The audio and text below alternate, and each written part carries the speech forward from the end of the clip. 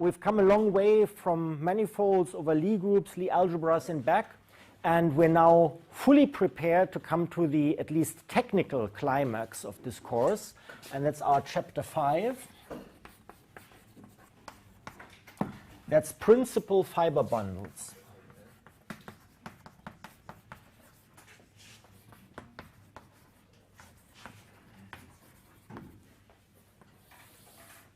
So what's a principal fiber bundle and why is it so important a notion? Well, because this is going to require some technical developments and some rather technical developments at some points, it's maybe good to know what this is all about. So let's start by claiming or stating that very roughly speaking, and to make this precise is, of course, exactly the point of the technical developments. But very roughly speaking, a principal fiber bundle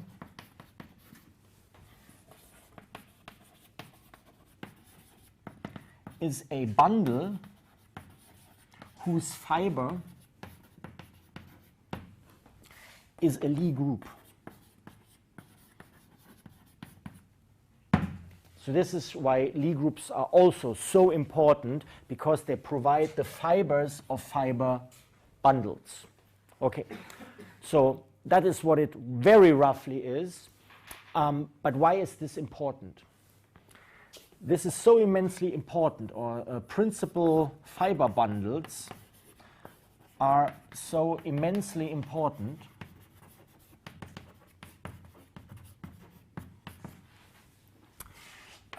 because they allow to understand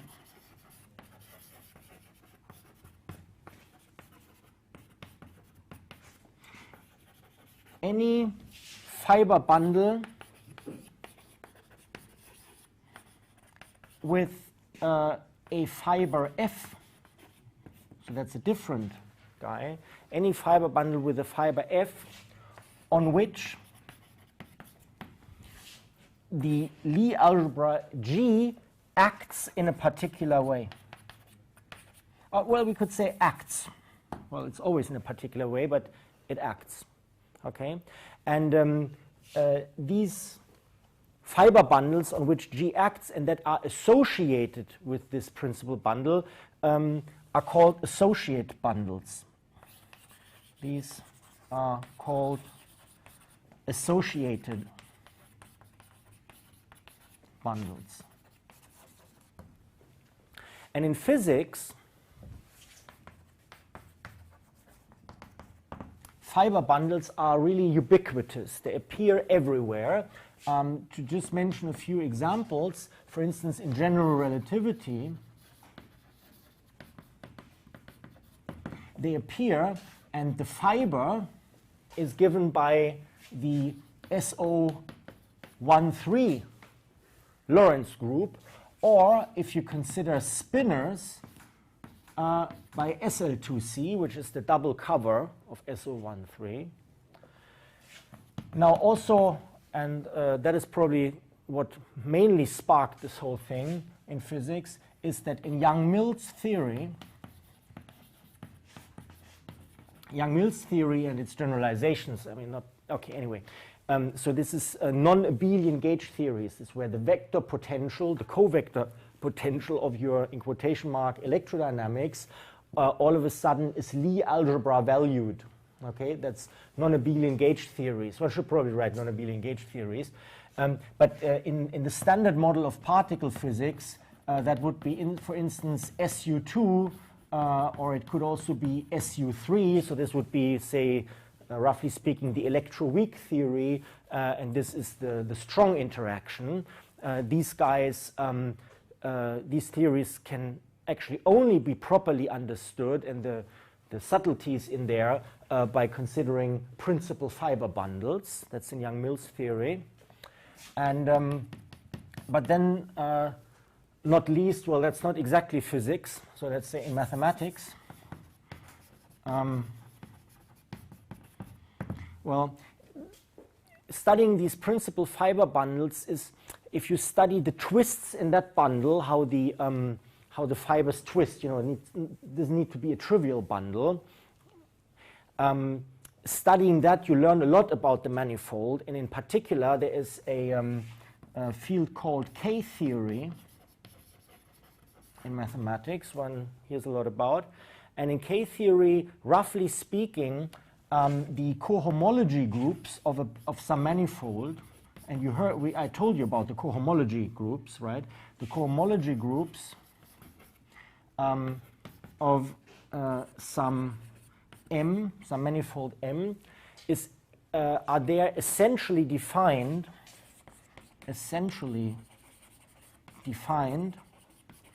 as the various bundles one can construct over M. And principal bundle techniques and bundle techniques in general are of course important there.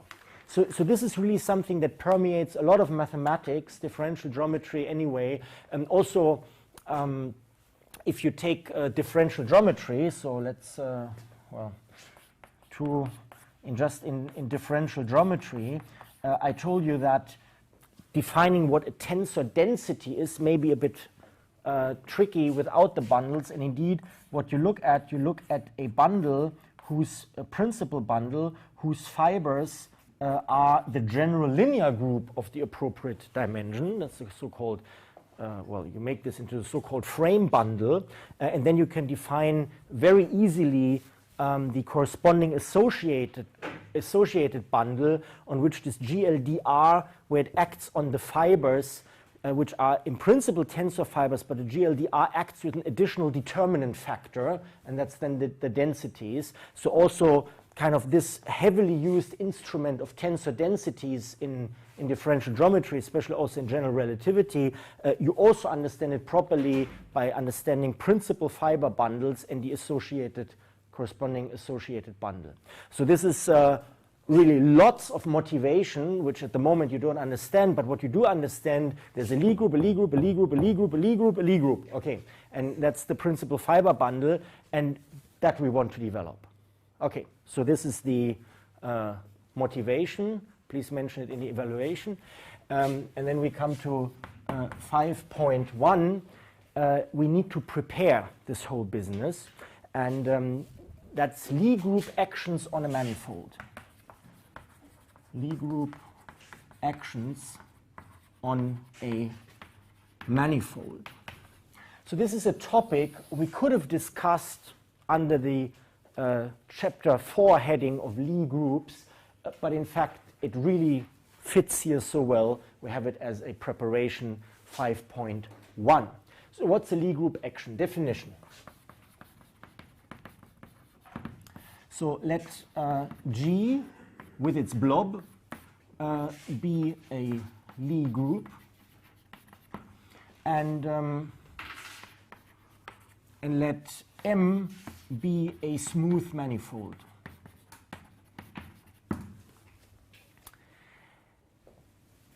Then a smooth map with the interesting name arrow to the right that takes an element of the Lie group and takes an element of M, of the manifold, and maps it to an element of the manifold. How can this be smooth? This is smooth, that is smooth, so you can make the Cartesian product into a smooth manifold. Then you have a map from a smooth manifold to a smooth manifold. You know under what circumstances this map is smooth. Then a smooth map, Gm to M, satisfying two conditions, satisfying first of all that if I take the identity in the Lie group and I let it act on a point P in M, like so often if a map depends on two it goes from a Cartesian product to somewhere, we put this in between there. Okay, it's like the addition, you know this from elementary school. So that actually, if the identity act, that yields P again for all P in the manifold, so the identity does nothing. And the second property is that if you act with some group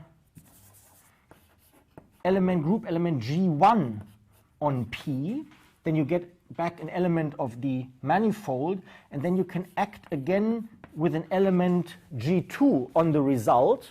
You may feel more comfortable having the brackets, but you don't need them if you read this. Only one way to read this expression. Anyway, and you require this be G2, G1, so you keep the order G2, G1, and that, of course, goes with the blob, and that acts on P.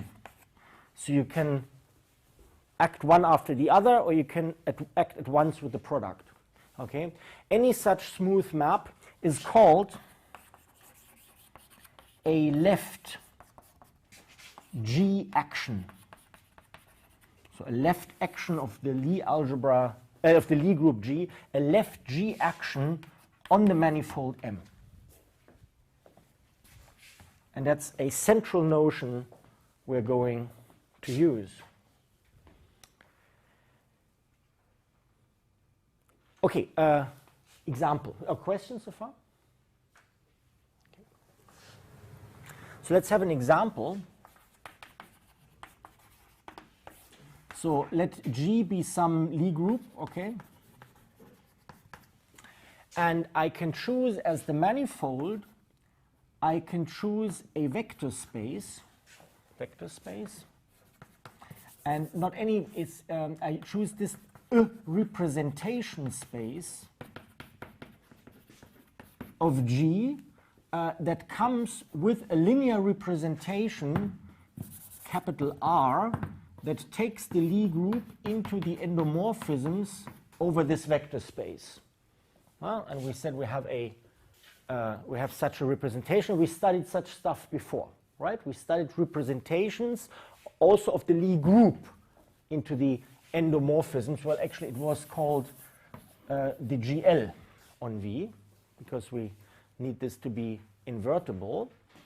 And we can, of course, therefore define a left action of G on the representation space here by letting G act on a little vector, by definition, by using the representation of this element and let it act as a linear map on the vector. So that is representations of G on some vector space, like you usually find it in physics, in the introductory lectures, is a very special case, or are a very special case, of left actions, left G actions. Okay? So one is almost tempted to say what we get here are nonlinear representations, but nonlinear would somehow suggest it could be linear, it just is not. But in fact, if you take a general manifold, you don't have a vector space structure in the first place, so you wouldn't even know what linear means. So calling it nonlinear is somehow misleading. But it's something like this. You loosen this restriction that you act there. Okay, so that's this. Now we have immediately another definition, and that's the definition of a right action. And very often, if you can let it act from the left or from the right, it's a matter of convention. Of course it is, but if we talk about principal bundles, we'll always take right actions. And if we will then talk about fiber bundles on which the same group acts, we'll actually talk about left actions of this group. And this plays nicely together, the right action and the left action. That works fine. Okay, so really in principal bundle theory, we use right actions. And if we then go to the associated bundles, we use left actions. So we should write this down once. Similarly, a right action,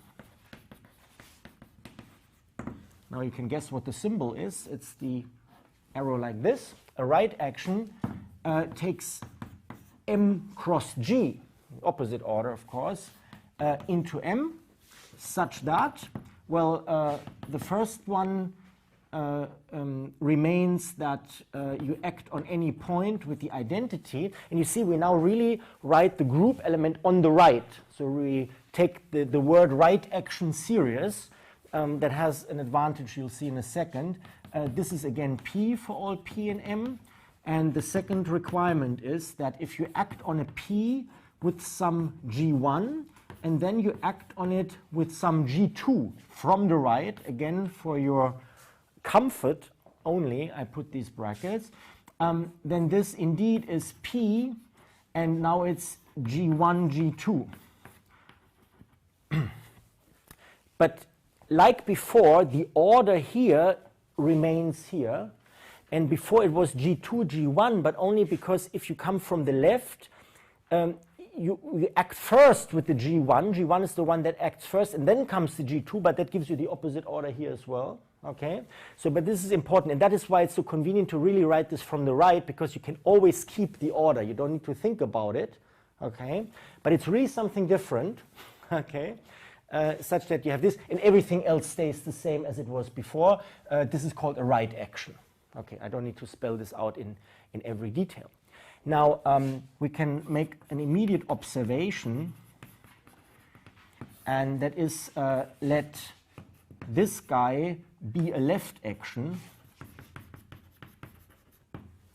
Then we can actually define a right action from it, then define, so you've got to be careful which direction this guy points, then a right action which goes from M cross G to M can be defined this way. I act on a point from the right, and this I define by taking the inverse of the group element, which always exists, and I let it act from the left on P. So from the left, so first, until you adjust your glasses, this is the new guy, and the white one is the old guy. Right? So you define the new guy in terms of the old one, you define the right action in terms of the left action, then this is a left action. It is a right action. And it's crucial that you take the inverse here. So let's show this. So what do we need to show? Well, quite obviously, so I need to act. So where's the new guy? Okay. So for any P, I act from the right with the identity. I know by definition this is the identity inverse, but that's the identity acting from the left on P, but that's P. Okay, so the first property here of the right action is satisfied. We should also check that it's a smooth map, because this is supposed to be a smooth map. Why, if this is if the left action is a smooth map, which it is by definition, why is the such defined right action also a smooth map? Please argue why. Well, because taking this inverse is a smooth operation, because we're on a Lie group. So this is one of the points where this property that taking the inverse is also smooth. Well, of course, it was implicitly important before, but this is one important point. So this needs to be checked as the 0th point. Okay, so but then we have this, and now we check, we act on P from the right with a G1, and then we act again from the right with a G2. And well, we now use the definition, first use the definition in brackets, that's G1 inverse acting from the left on P, and then on this from the right we still have the G2 acting, and that's of course the G2 inverse acting from the left on the G1 inverse acting on the left, from the left on P. We have this guy. But of this guy here, we know that G2 inverse blob G1 inverse acting from the left, that this is true because it's a left action. And then we know that the inverse of a product is the the product of inverses is the inverse of the product, but with the order exchanged. It's also clear in any possible context, also here for the Lie groups. And that acts from the left on P.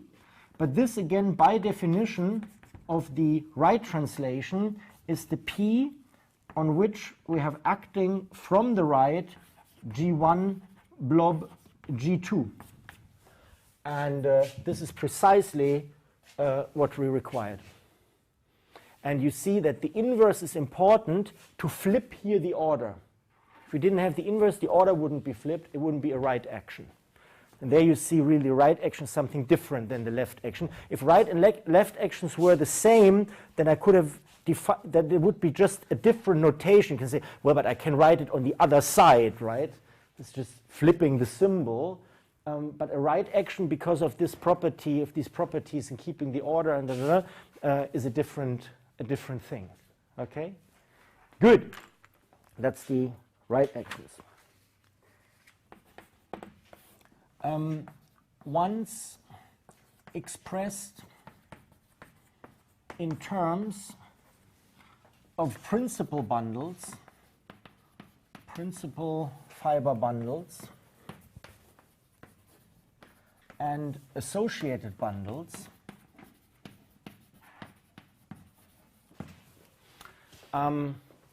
we will see that the recipe of labeling a basis of a tangent space, a basis E1 to E dim M of the tangent spaces of some manifold by lower indices. I told you this is just a convention, and the components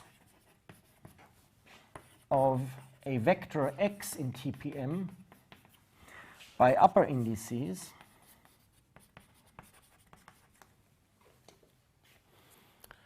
and the corresponding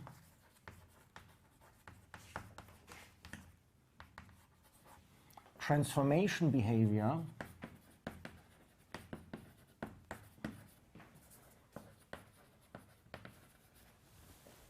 and having the corresponding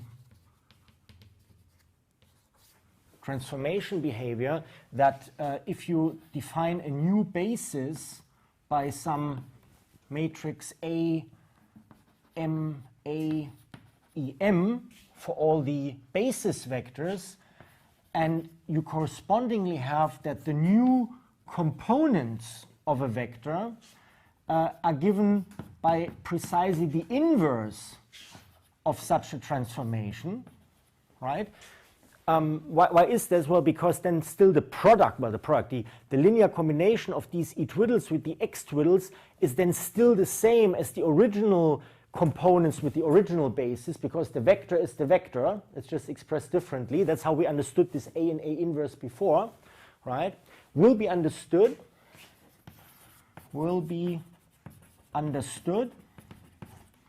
as a right action, of the general linear group in d dimensions on the basis, and a left action of the same GLD group on the components. We say, yeah, sure, that one must be the inverse then of the other. That's the relation. These guys, this will be understood as the frame bundle, okay? That's the bundle of frames, the bundle of bases that transforms in a certain way, right? That's then the principal bundle we're going to define. It's this frame bundle, and then we'll have just a a bundle of R4 fibers, say, that's just the components on which this group also acts. Okay, so this whole business in physics about thinking of components and how components transform. You see, this is how this is very often defined in physics. A tensor is what transforms as a tensor does. Okay, but in order to really say this precisely, what it means, a tensor is something that transforms as a tensor, or tensor components are things that transform as tensor components, would be the more precise formulation. In order to really say this precisely, you need principal fiber bundles. Okay. So this is this view. Good. So this is just a remark to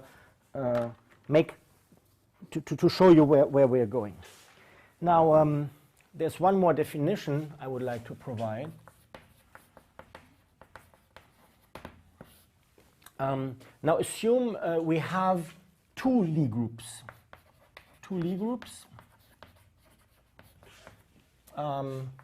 G with a blob and H with a little square. Okay.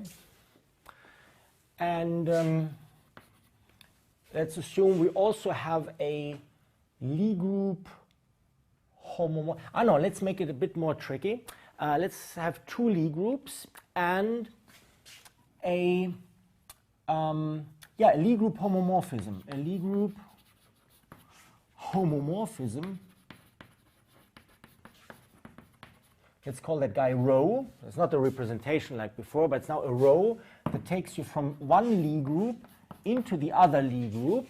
It's so Lie group homomorphism means it's a smooth map because we always took smooth Lie groups, and it's of course still a group homomorphism. You know, meanwhile, how that works, that the blob product can be taken and then you apply the rho. You can first apply the rho to two elements and then take the square product. It's a Lie group homomorphism. Is this what I want? Yes. And let M and N be two smooth manifolds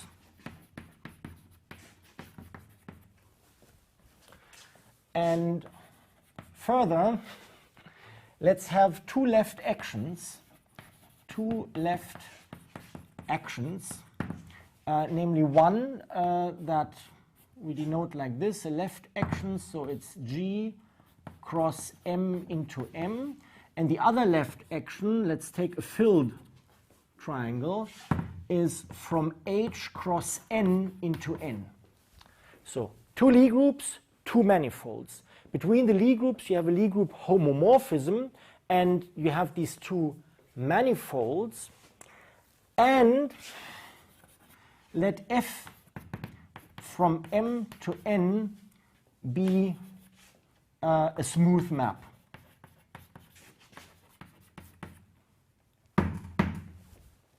If you have all of that, then F, the map F, that takes you from one manifold to the other, is called rho equivariant. Rho equivariant if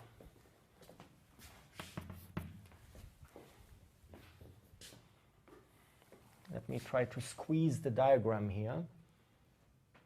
Yeah, if so we take G cross M and we take M.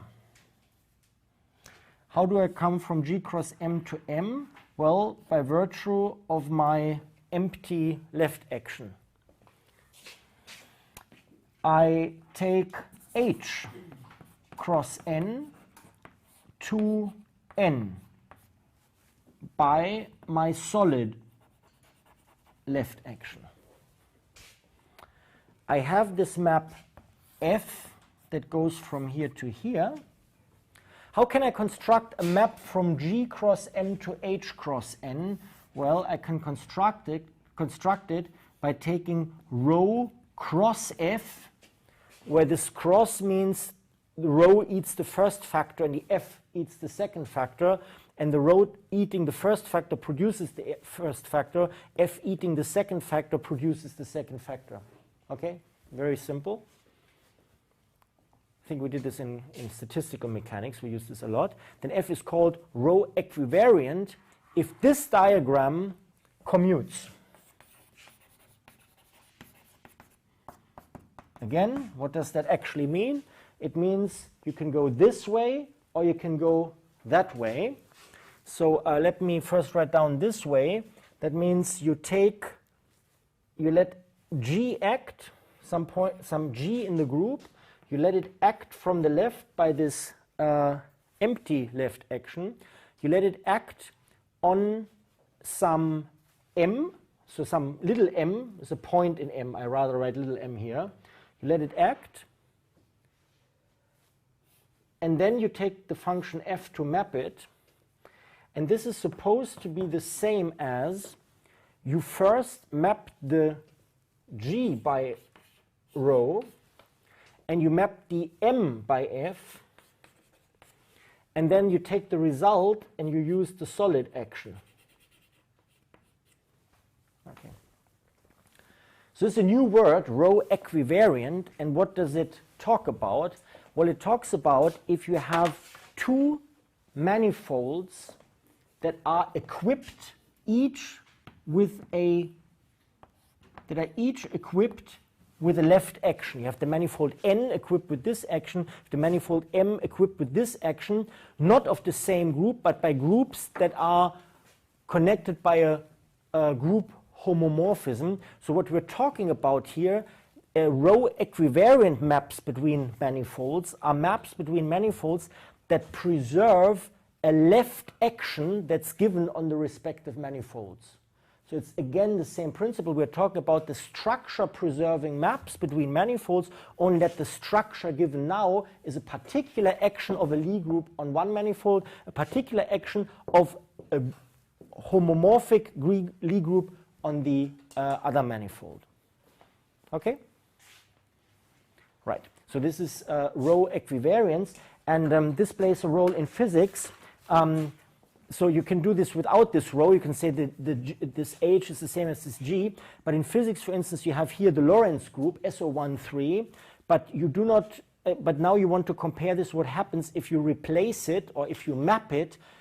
Not replace it. If you map it by a homomorphism into SL2C, which is the spin group, right? And you need to know if you rotate your measurement apparatus, which you do by Lorentz transformation, right? I mean, I rotate it or I move it put it into a moving system. It's a Lorentz transformation. But now this apparatus is, for instance, constructed to measure the spin of some object. Okay? But then you need to know what this rotation in physical space, or this Lorentz transformation in physical space, what it does to a spin particle. So you need to have an embedding of SO13 into SL2C. That's a 2-to-1 embedding, right? And this is where something like this comes up. Okay? So it looks excessively mathematical, but it's real. It's the real life, at least in theoretical physics. Okay, good. So that's the equivariance there. Now, this just for completeness at this point. Now we have further important notions which we're going to use heavily. So definition, let this guy G cross M to M be a left action, okay, on some manifold M, obviously. Then we define A, the orbit of a point. So for any point P in the manifold, we define its orbit under the action as the set. So the orbit, well, let's choose a curly O. It's not a topology, it's an orbit. It's the orbit of the point P. What kind of guy is that? That's all the points Q in the manifold which you can reach by starting from P and acting on it from the left with some G. So for all for which there exists a G in G, such that G acting from the left on P produces the Q.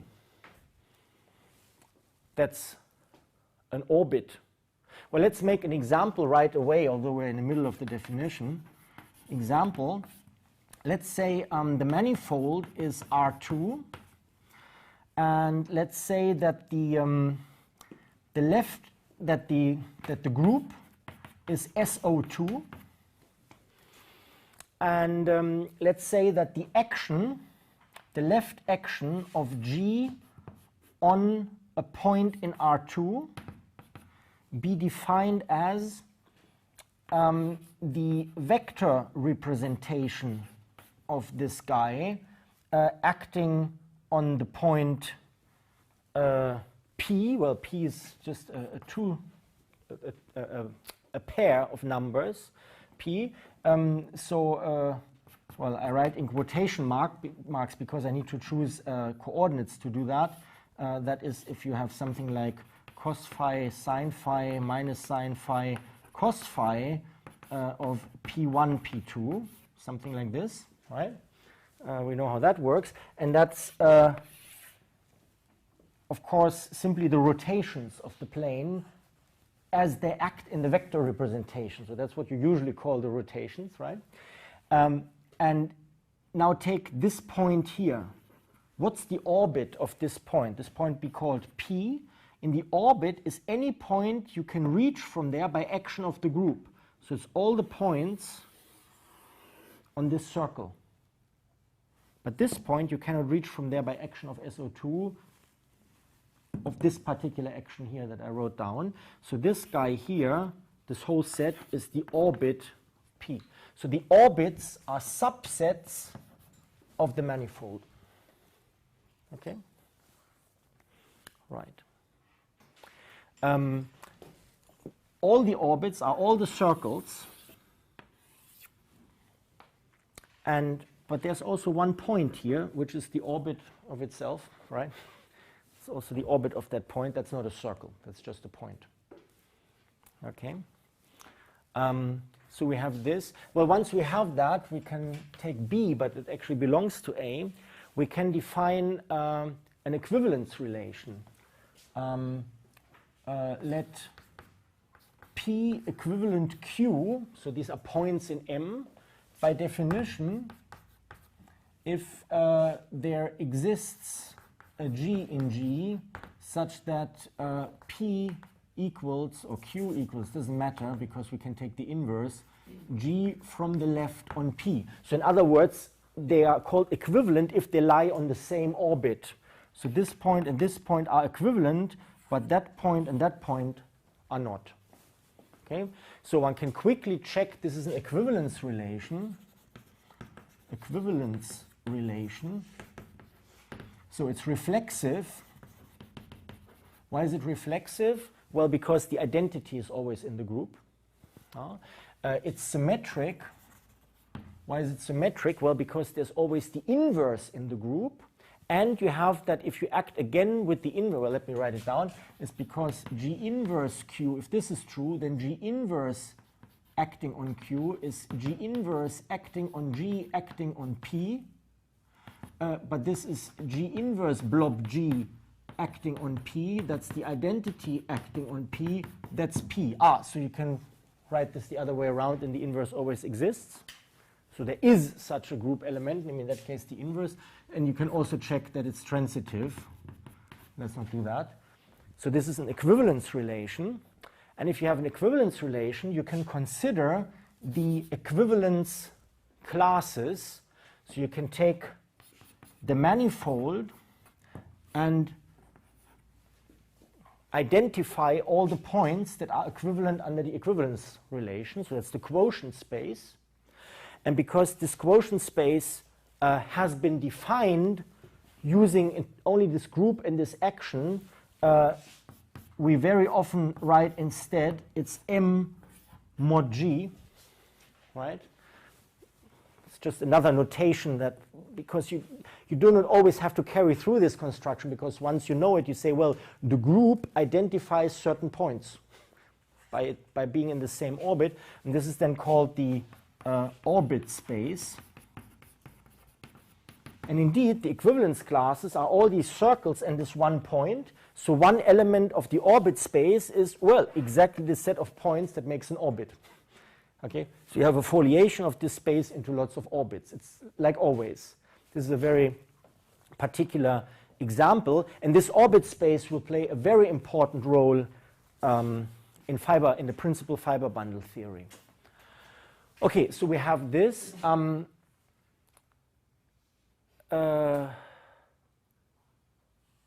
Right.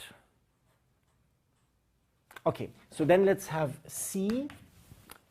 We define for any point P, any P in M, we define the stabilizer. That's now again a set, let's call it S sub P, because it depends on the point where you are. But while the orbits were a subspace of the manifold, the stabilizer is a subset of the group. Okay? And the stabilizer are exactly those elements of the group that keep the point that you fixed invariant. So the question, the stabilizer are all those elements in the group that do not move the point you chose. Okay, that depends on the point, and that's obviously a subset of the group. So always keep that in mind. Orbit subset of the space, stabilizer subset of a group. Okay, so again example. Well, let's take exactly the same example. So we have here the rotation, so as before. What's the stabilizer of this point under the action we wrote down before? Which transformations in SO2 leave this point where it is under the given action, which rotates every point around the origin? Only the identity, that's right. So if this is the point P, then SP is simply just the identity. And this is true for any other point. Any other point, namely? The origin. Only this point, Q, the origin, what's the stabilizer there? Everything. It's the entire group. That's right. Okay, so that gives rise to a definition. An action, let's say this left action, but obviously you can do this for the right actions too. An action is called free. It's a free action if separately for every point the stabilizer at that point just consists of the identity.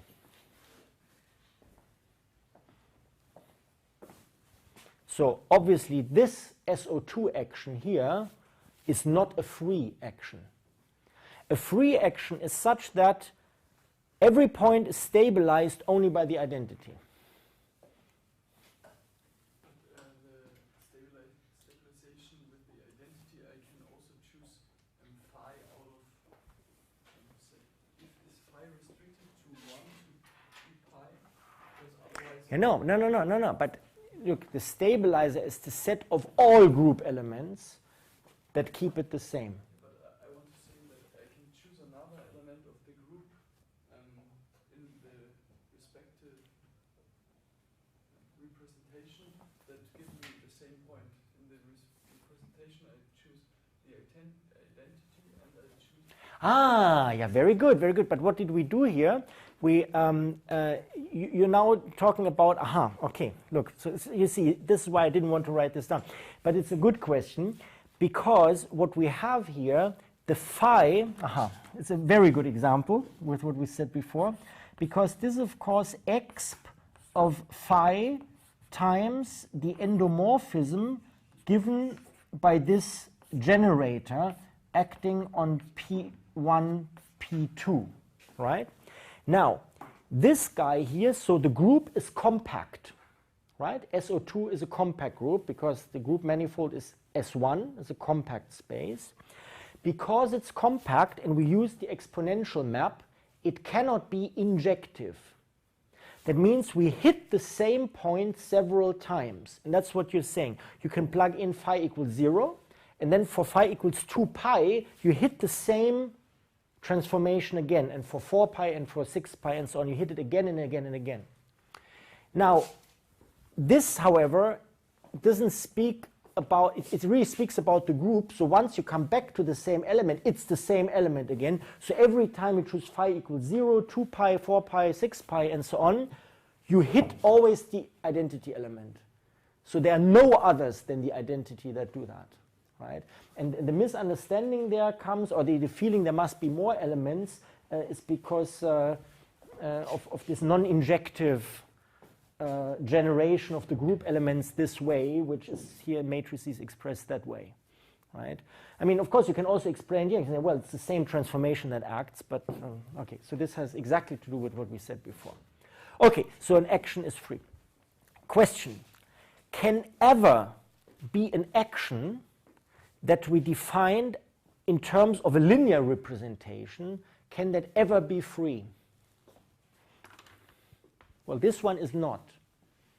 Now, the answer is can never be free because a linear transformation, a linear action, the endomorphism space here on them, will always map the 0 vector to the 0 vector. That's a linear map, always does that. So hence, whenever I generate a Lie group action on a vector space in terms of a linear representation, it cannot be free. Okay? What about the translations of the plane? I can translate in this direction, that direction, or any linear combination of that. Is that free?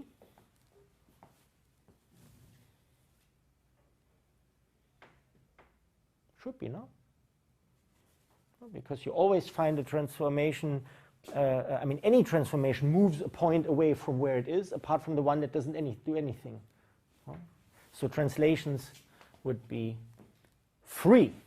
Okay, that's the free translations. So now, free action.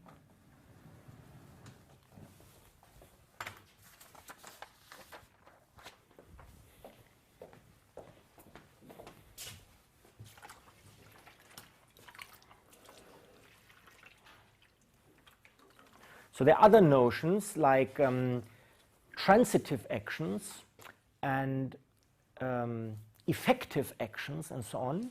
They're all useful to define, but we're not going to need them immediately, so I rather not confuse them with them. But if you stumble across them, effective actions, transitive actions, they're all defined along similar lines. So it's nothing to be afraid of.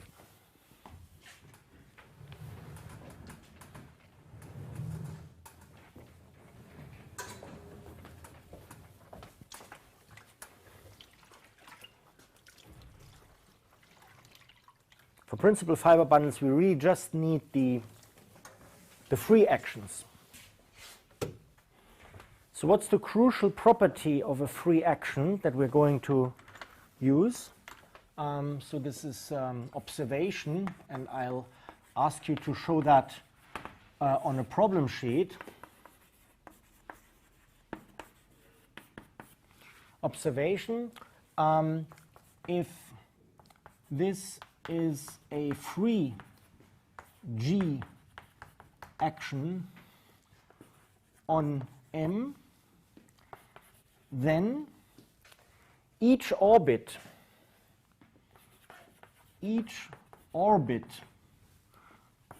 OP, so can label them by different base points, each orbit is as a smooth manifold the same, so it's diffeomorphic to the group. Okay.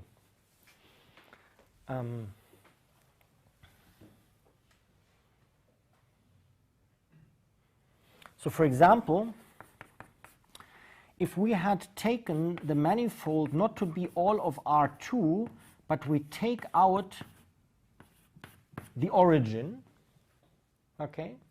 And nevertheless, we define a left action that lets SO2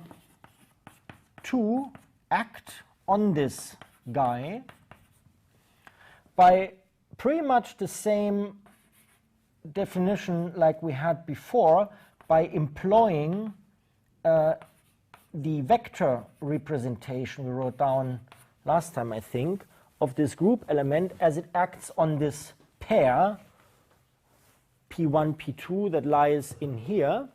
But you see, now I took out of this M, I took the origin out. So it's no longer a vector space. But of course, I can still act with this on everything, but I just removed the origin. But this is no longer a linear representation because it doesn't act on the full vector space anymore. Okay? So it's now really only a left action. I mean, it's a very trivial modification of a linear representation, but nevertheless, and you know, now I took out the origin, and everything else remains the same, but that means that the orbits are like this. And you know, so these are the various orbits, and you know, because I took, so I should indicate it's not a circle, this means this has been removed. Huh? And you know, the only point whose stabilizer was not the identity was this origin. So now this action is free because for any point that is in there, the stabilizer is the identity. And now you see the orbits are the circles. And each of these circles is, of course, isomorphic to SO2, because SO2 is the Lie group that's built on the circle as the underlying smooth manifold, but with an additional group law, how you, but as the underlying, this is a nice, so and hence, so every orbit is isomorphic to an S1, well, that you can see, but S1 is the group manifold that underlies SO2, so in a sense it is SO2 seen purely as a smooth manifold, right? It's child's play. Very simple, okay? And that's the purpose of considering, or one of the purposes of considering free actions, that you know immediately a free action, the orbits are the group, isomorphic to the group. Okay.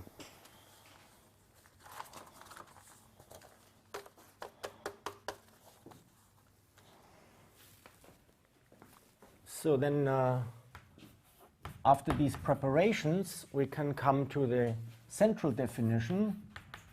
So principal fiber bundles. It's also the chapter heading, but well. Definition.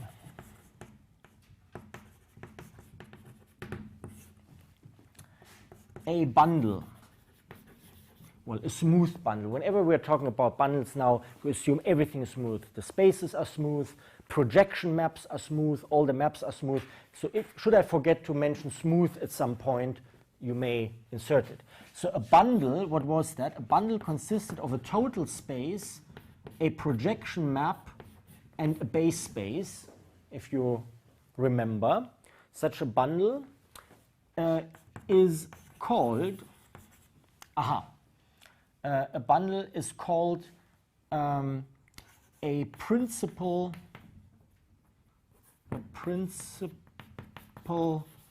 G bundle. Principal G bundle. If, well, what do you need? You need that E, well, E is, okay, so there's this terminology that one says E is a right G space. But what is a right G space? That means you have E equipped with a right action of G on it. Okay, so let's introduce the terminology. So if E is a right G space, right? But this is just terminology which in principle one doesn't need, it's just very convenient. That means E is equipped with a right G action. Whoop. So we have such a thing. B, this right G action is free. So this we certainly want to have. That makes the principal G bundle rather than just having a right G bundle. This is free. And now I need to say, okay, I have a bundle E pi m. There is no site of any G anywhere. Okay, so when do I call such a bundle a principal G bundle? I call it principal G bundle if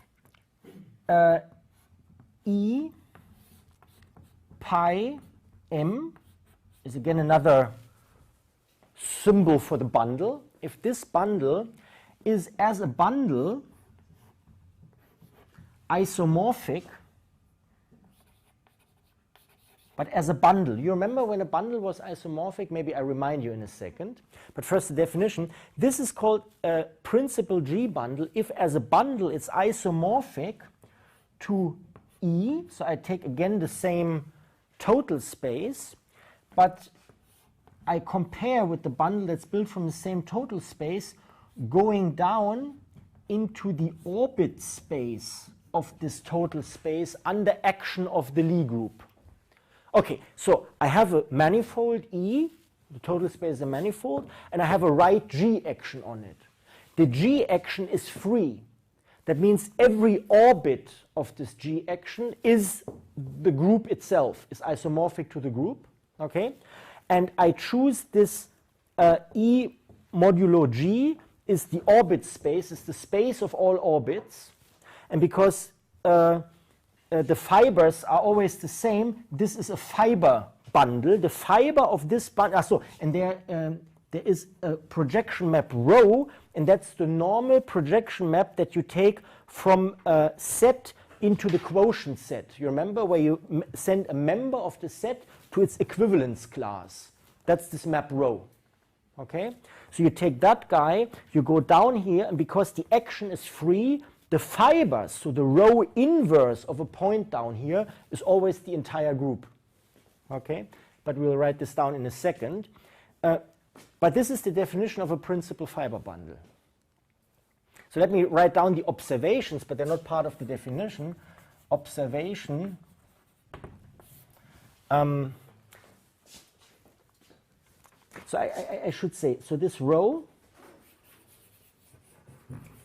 is just if you have a map from E to the quotient set, it takes a point, yeah, little e is bad here, it takes a point, I don't know, epsilon in E, it takes it to the corresponding equivalence class. That's this map rho. Okay? So an observation is since the right action is free, it follows that the fibers of this bundle here, so the row inverse of some, well, equivalence class of epsilon, I don't want to invent yet another symbol, is diffeomorphic to the group, to the Lie group. Okay. Okay, but this is just an observation. So again, a bundle E pi m is a principal G bundle if I know of an action on this E, I go down to the orbit space, to the space of orbits, okay, by this canonical projection map, and if as bundles they're isomorphic. So maybe I should remind you, recall, what was the definition of a bundle M pi, or E pi m, and the bundle E prime pi prime m prime, so another bundle. When were they isomorphic? What was the definition? Well, you needed a map U up here, and you needed a map F down here, both of them smooth. So this, so I should write E pi m isomorphic as bundles to E prime down with pi prime to m prime. By definition, if and only if, here there exist smooth maps U and F such that, well, actually diffeos, there exist diffeos, smooth and invertible, well, you can go in both directions, such that pi prime after U is the same as F after pi. So I could also say there exist diffeos UF such that this diagram commutes. Okay? So, as always, you have an object that consists of three elements, this, this, and this. And if you want to show, want to define an isomorphism to an object of the same type, you better map every of the objects by the isomorphisms of what they are. But if there's additional structure here, this pi, you better also preserve the structure. And that's then, this is always the same. So in a sense, one doesn't need to remember this. One can always reconstruct it by thinking about what is structure preserving. Okay. And now you see in which sense, I said in the beginning that a principal fiber bundle is a bundle which, very roughly speaking, whose fiber is the Lie group. Well, a principal fiber bundle is isomorphic as a bundle which is a G fiber bundle, right? It's just isomorphic to it, but you know that in this isomorphism, here the G is not immediately visible, only that I know that the G can act on the E, but this is the definition of a principal fiber bundle. And this is the simplest definition you can give that does what you want. So I encourage you to revise until Thursday, until next lecture, to revise the definitions of pullbacks of bundles we had, and sub-bundles, restrictions of bundles, and so on, to revise all of this because we're going to need it in our further discussion of the principal bundles. So we'll now consider a particular example for a principal G bundle. And this example is of the utmost importance in differential geometry, and that's the so-called frame bundle, which goes by the name LM. And this is defined as follows. So if first at a particular point x in M, we consider the following set. We look at the L sub x's of M, which are a ordered dim M tuple of E1 to E dim M, with the property that the E1 to E dim M constitute a basis for the tangent space. So E1 to E dim M are a basis for the tangent space TXM at precisely this point. And that's not the frame bundle yet. That's the space of frames at a point X. So a frame is a basis. We could call this the basis bundle, but it's just tradition to call it the frame bundle. Okay? And so we have this kind of guy, and this is obviously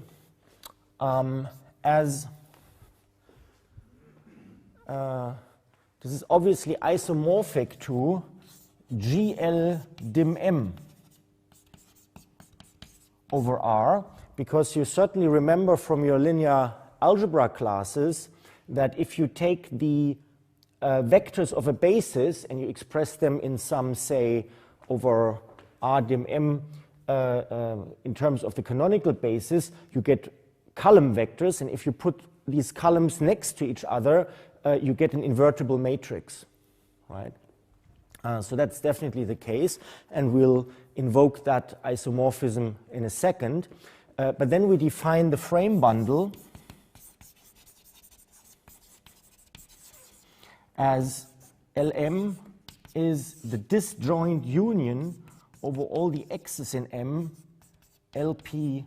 Now let me make a comment on this, because there were some questions, I was told, about this kind of disjoint union. This is really the precise definition, and the idea is the following. Go back to the tangent bundle. An aside is the following. So we defined the tangent bundle in similar fashion. We had the disjoint union over all the x's in M, Txm. And so that means you think for instance about part of the sphere. So you have the point x here, and you have the point x prime here, and there's the tangent space Txm, and here's the tangent space Tx prime m. Now, you can think, I mean, these are entirely different spaces, right? And so you can think of the guys in here being apples, and the guys being in here being pears. So now I put all the apples and pears into one bag. That is what the union is. And now I close my eyes and pull out an element of the union, and in my hand I have an apple. Is there any doubt where the apple comes from? Well, I mean, I have nice apples, there's a nice apple, there's a not so nice apple, and I have big pears and small pears and everything, okay? But if I have an apple, I have an apple. So if I reach into this bag of this that is represented by this union, I pull something out, it's an apple, so I always know it comes from this space. So that means if I take an element x from the tangent bundle, it is a vector.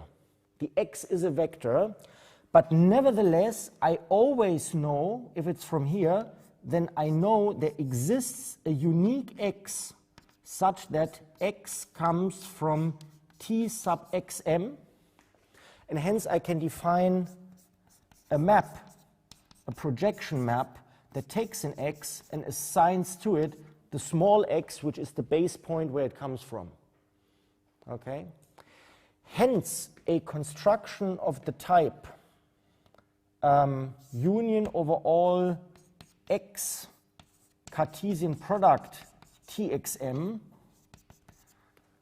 may look good because you say you make this explicit, you make this point explicit, and you then have in here pairs, well, not these pairs, the other pairs with AI. You have in here pairs of points and tangent vectors. That's okay. The point is, it doesn't solve your problem that you know kind of what dimension this space is and so on, because this, first of all, is just a set. And as a set, it doesn't have dimension. You need to make it into a topological space and then into a topological manifold in order to start talking about the dimension of this guy, because dimension is only defined from that structural level onwards, right? So we do this, and then, so this was the aside, hopefully not more confusing than enlightening. But this is the definition we want to make in complete analogy to the tangent bundle, and then we equip this guy. We want that this guy inherits an atlas, say a smooth atlas, because we just work in a smooth category here. So we equip this with an atlas, equip Lm with a smooth atlas inherited from the smooth atlas on M, which must carry a smooth atlas because we assumed M to be a smooth manifold. And this works in complete analogy to how it worked for the tangent bundle. You take elements from here, you express them in a basis-induced chart, in a chart-induced, sorry, the other way around, in a chart-induced basis, and then you decompose every single one of them, and you get numbers E, A, B, no? Like a a square array of numbers that coordinatize every single one element in this LXM, and those you use as coordinates of this frame bundle. So you do this precisely the same way. I don't think it's worth spelling this out again because it's a complete analogy. And then you find, of course, that the dimension of the thus produced smooth manifold Lm must be the dimension of M, that's the base manifold, plus the dimension of M squared because of this. So it's dim M times 1 plus dim M. Okay, so that's the frame bundle, and this is the frame bundle as a smooth bundle. No, there's something missing. What we still need is the projection map. So we define the projection map pi from Lm down to M, and this is now the apples and pears thing. So if I take an element from here, it's necessarily of this form. So let me write D for the dimension of M. It's necessarily of this form, but you kind of take this guy and then you look at it and you say, oh, it's an apple, so you know at what point it is defined, and this unique point you assign to it, right? So the logic is this is from Lm, and then you assign to it the x, right? And the point is there exists a unique x in M for which E1 to ED, the one you picked from the union, is an element of the LXM. So although this was from Lm, it's in particular an element of LXM because this is a disjoint union. And that unique x you take. And that's then the bundle projection. And so in total, we got that Lm with this projection map down to M is a smooth bundle. So obviously, in order to really show this in detail, you have to check a lot of things, but this is the sketch of what you got to do. Now we want to see whether we can make this frame bundle into a principal G bundle where the group G is exactly this guy GL. Okay. So, second, maybe we start out here making this a bundle A. So then B, we establish a right GLDR action with this name on the total space Lm. Remember, this is the total space of the bundle, this is the base space, this is the projection map.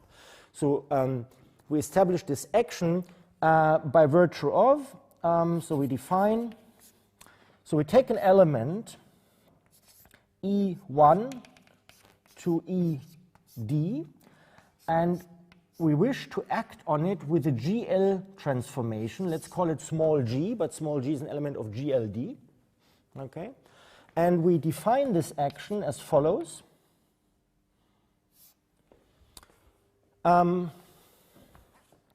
G up M down 1, EM, comma, GM down 2, EM, dot, dot, dot, dot, up to GM down D. D is the dimension, EM. Okay, what are these GM1s, GM2s, and so on? GLD is all the endomorphisms which are on from RD to RD, which in this case, for simplicity, but this is perfectly fine, already represent by their matrices. So GMN, these are all the GMNs where these guys are in R, and MN run from 1 to D, and the determinant of this G, index up, index down, is non-zero. Well, that's our definition of GLDR, and we let it act on this frame in this fashion. Now what this of course is you have a basis, and now you do a general linear transformation, invertible transformation of the basis. So that means the new first basis vector, that's the new first frame vector after the action, is a linear combination of all the frame vectors EM you have, right?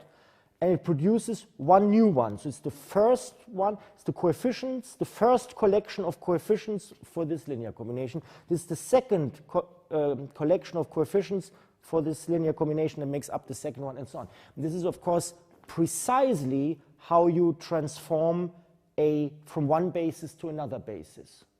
Okay? So this is the action of the GL group is doing this. Aha, good. So the question is this a free action? It's a right action, right?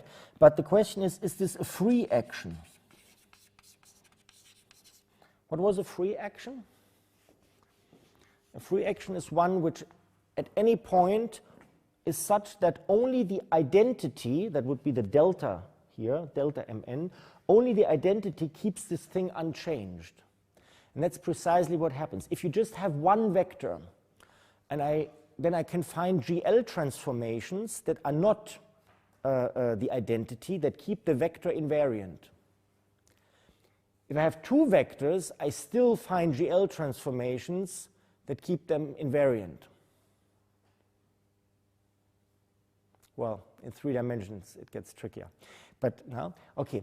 But if you have an entire frame, there's nothing you can do to keep every vector of the frame invariant. Hence, this is a free action. Well, that's now the intuitive argument, but obviously you can make this into a formal proof. So what we did, we could establish on this frame bundle a right GLD action. That's good. And so the question is this frame bundle, once the total space is equipped with such a free right G action, is this a principal G bundle? Is this a principal, so is Lm pi down to m, and one should always say there is on here, there is also an action of some group. Is this a right action? Is a GLD principal bundle? Or principal GLD bundle, whatever. Okay? What do you have to check for that? Well, you've got to check whether, if you look at your bundle,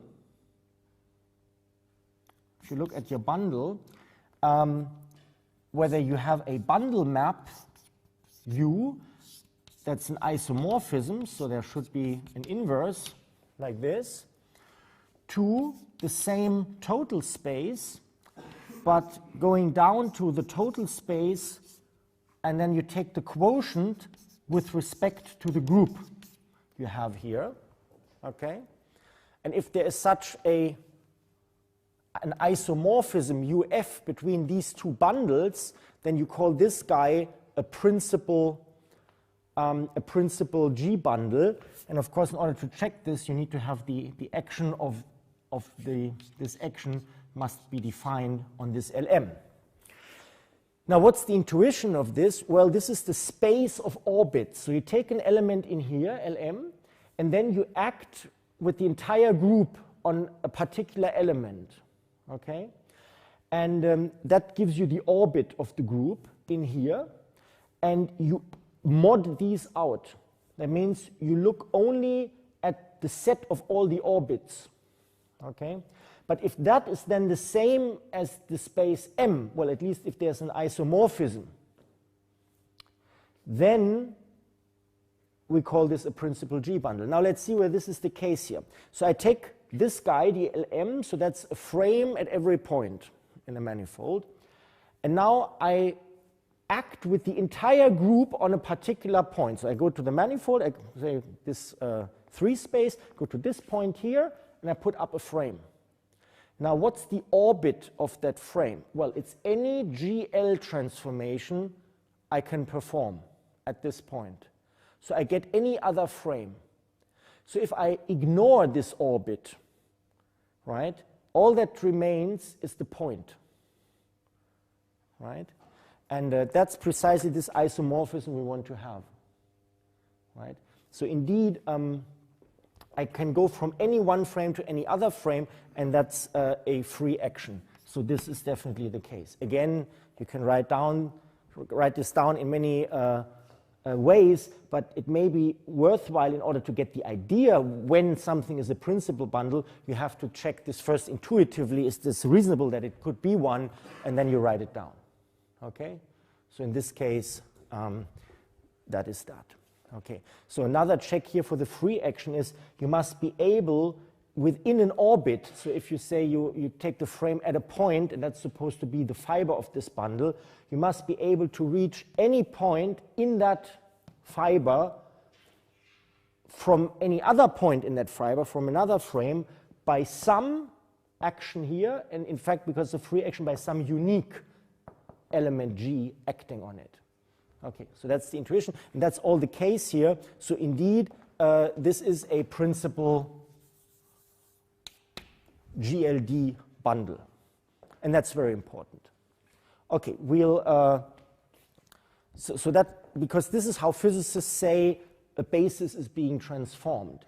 Now, if a basis is transformed, then also the components of a vector are transformed, or the components of a tensor, or the components of a tensor density. Now, however, that we can't see here yet, because these vectors, tensors, or tensor densities will not be elements of this bundle. How would they be? They will be elements of a so-called associated bundle, a bundle that's associated with this principal bundle, and there will be a left GLD action on there. We'll do that later. So we can't take this example further at the moment, but later on it will nicely become the formal setting which intuitively you've been told probably from the first semester in physics of tensors in classical mechanics, the inertia tensor and so on. So at the beginning of this lecture course, I kept emphasizing that we always study the structure-preserving maps between objects, and of course that remains true. If we first recall that if you have two bundles, E down to M, with some projection map pi, and you've got another bundle E prime down to M prime with another pi prime, then we said a bundle map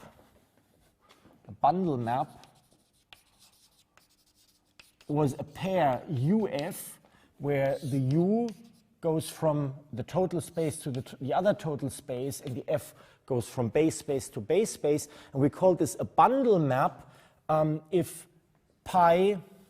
F after pi was pi prime after U, or in other words, if this diagram commutes.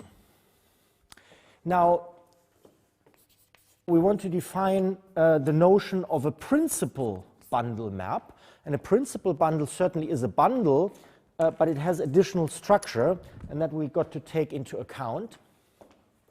So I start a little lower here. So if we have a principal bundle P, so first here the left-hand side, P down to M, and another principal bundle P down to M prime here. So let's not do this at the moment. We have two principal bundles.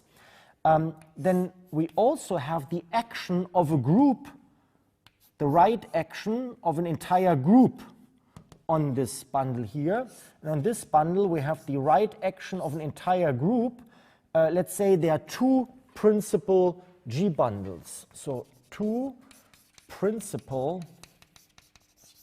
G bundles, meaning principal bundles with respect to the same group, but otherwise they're different. For instance, this here is also the primed action, because the group may act on this total space entirely differently from how it acts on this total space. We, however, want to assume that it's the same group acting. But even that needs to be generalized, but let's do it this way. And of course, it then takes you from P to P and from P prime to P prime. So a principal bundle, if you want to be very strict, shouldn't only be denoted by this, because there's always this right G action on the total space. Let's not forget that. So sometimes this is suppressed in the notation, but it shouldn't be. So, but that means if you now consider a map between these principal bundles, it first and foremost must be a bundle map, certainly, because it's a bundle, but there is some more stuff to be preserved, and you still want the same U. Well, between P and P prime there's a U. Well, let's repeat this U, but there is now not only compatibility down here, but there's also compatibility up here, so we want this entire diagram to commute.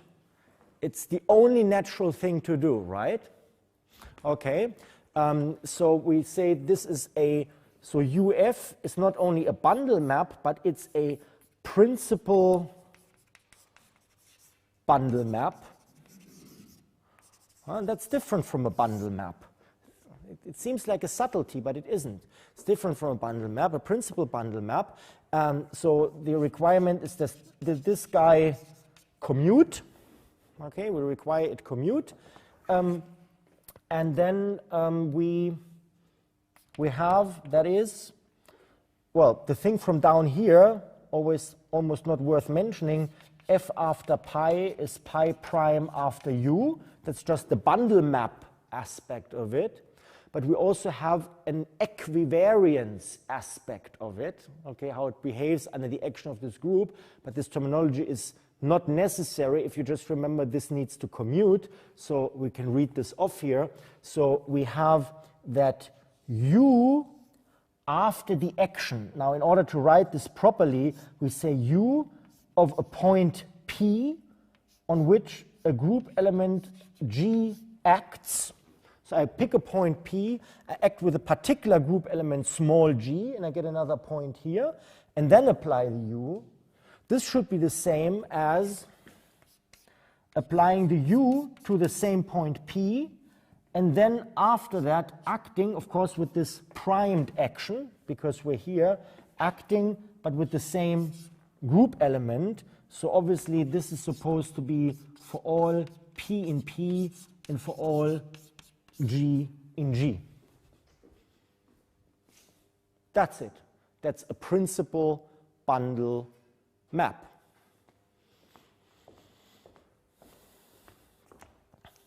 Now, any questions here?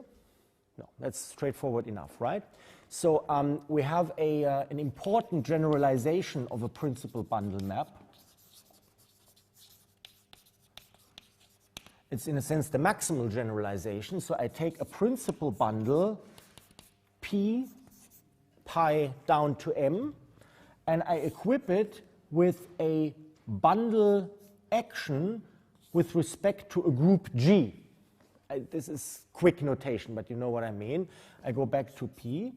And now I take another principal bundle P prime down with pi prime to M prime, and I go up here to P prime, all right, and I have an action pi prime, but it's a different group G prime. So really two entirely different principal bundles, even a different group G. Can't be more general, right? Now, in order to talk about a principal bundle map now, you need an extra ingredient, and the extra ingredient that you have to provide alongside, so it's nothing to do with this diagram, it's a new diagram, you have to have a way to relate elements in G to elements in lambda, and that we could call rho. Okay, so it's a map rho. Now, because this is a Lie group and that's a Lie group, what would we very likely require of rho? Well, that it's smooth and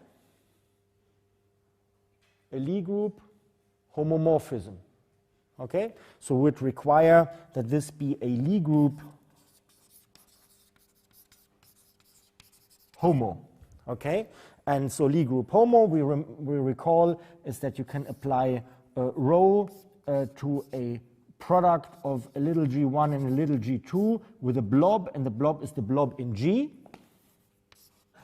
and that this be the same as the rho of the g1 with a blob that's now in G prime and the rho of g2. So this is an additional piece of data we got to give, an additional datum we got to give, and then you have a U and the F, and you can ask the same question again. When is this, or how would we define this to be a principal bundle map? And now the requirement is that all of this commute. So again, F after pi is pi prime after U, bundle map aspect. And now here we can employ this. We can say, aha, U after this action, so U after this guy here acting on a point P that we take from here. This now, well, it's a requirement. This now be first U of P, you first go here, and then you act with this guy, but now there is another group with respect to which this is an action, but you have an element from the group over here, so obviously you now invoke the row first, and to make an element from the G group into an element of the G prime group so that it can act from the right. It's totally obvious. Once you draw the diagrams, everything becomes child's play. Okay, so and this is the important generalization. So this is then called a principal bundle map. Like before, but now you take it very seriously that you can have two entirely different principal bundles.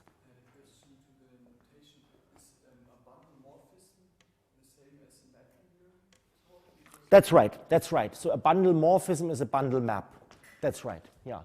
So, well, morph is form, and so a morphism is a form or a structure preserving map, and that's the game we're playing all along. That's right. I think we called it bundle morphism before. Yeah, that's it. Okay. Good. So we have this guy. Now the question is this generalization for generalization's sake, or is there an application? And there's a very important application of this generalized notion in general relativity.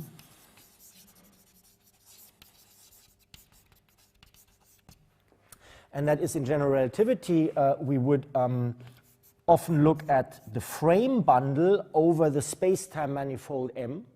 Okay, and this is this guy, and the group that acts on there, so that would be the P, the group that, the M is the M, right, and the G is GLDR. Aha, but then if you have a metric, you can actually look at SOD, and very often we'd look at SO1, 3. So this is the Lorentz group. Okay, so we would restrict our group to the Lorentz group, and that actually is equivalent to the introduction of a metric down there. Because now you can say this frame and that frame, only the ones that are related to each other by a Lorentz transformation make the orbits. Okay, but then you have to restrict this to only such frames and so on, so that you can do. And then you can define a and the action of the Lorentz transformation on this guy, well, that's like formally like the one we had before. Then you can do the P prime, and this is now not the frame bundle like we had it, but it's the spin frame bundle. So it's the spin frame bundle. All right. And there you let the group G prime act, which is SL2C, and indeed there is a row map that takes you from SL2C over to SO13, right? And it's a 2-to-1 map, right? Okay, and we'll come back to this. I just mentioned it at this point, and then you have a principal bundle map between them, and then you know, well, if I rotate my measurement apparatus, which I think of classically, if I perform a Lorentz transformation on it, what's the corresponding spin transformation on the spinners, right? And that is well, we'll only be able to show how that works in detail once we have associated bundles, but that's the idea. So it's of the utmost importance in general relativity in order to understand how you put spinors on a curved manifold. Because you cannot, there is no spin representation, at least there's no finite dimensional, unitary, and so on, irreducible spin representation of GL4. You got to restrict to SO13, so you first need the metric in order to then talk about spinors. Whereas in order to write down tensor fields, you don't need a metric. Tensor fields are there because the manifold is smooth. But finite dimensional spinor representations first require a geometry before you can even say what a spinor is. And this is encoded here. And then once you transform according to this transformation, your local frame, in the frame bundle, in the spinor frame bundle, you got to use this transformation, and this principal bundle map physically tells you once you do this here, then you got to do the other thing over there, and what the other thing is determined by this structure. But again, the action on spinors and tensors we can only discuss once we have the associated bundles. Okay, so should the remarks remain mysterious, have patience. Okay, good.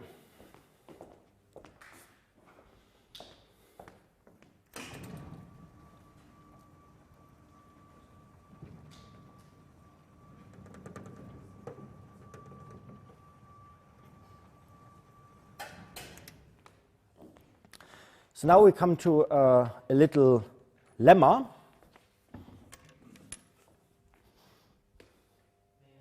Sure, please.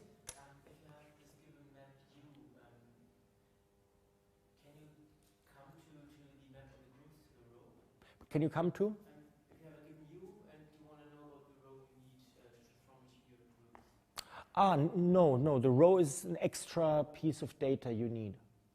Okay, but there must be a connection between them, so. Yeah, but the connection is only established by the requirement that you must have chosen your U and your row such that they satisfy this requirement. Okay. But there is no way to say, well, once you have the U and you know all the other stuff, what is the row that does this? Because there might be several different rows that make the whole thing into a principal bundle map of this type. So because there may be several different ones, that immediately says that you cannot determine the row from up there. Certainly it restricts the choices of row. No, it doesn't even restrict the choice of row, because for any Lie group homomorphism, you can impose this condition. But you say you have already chosen the U specifically. Well, yeah, it may restrict the rows, but there will be certainly different rows that do the same trick, I guess. Okay, so it's here the idea is really you prescribe all these data and then you impose the condition. And that's also the case in practice, like in our example here, that you already know how SL2C can be mapped into SO13 and so on. Okay, good. But again, I mean, in particular circumstances, it may be possible to restrict this totally, but in general, I don't think it is, in full generality. Okay.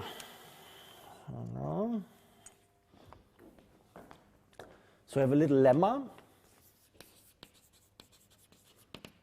So principal bundle maps are a stronger notion than a bundle map, and this is a consequence of this stronger notion is expressed in the following diagram: P to P prime. So we consider again two principal bundles, and we have them over the same base manifold, M, okay? So in the sense that this guy here is supposed to commute, then we have a map U between these two, and we have a pi that goes here, and we got a pi twiddle that goes there. And the claim is that any such principal bundle map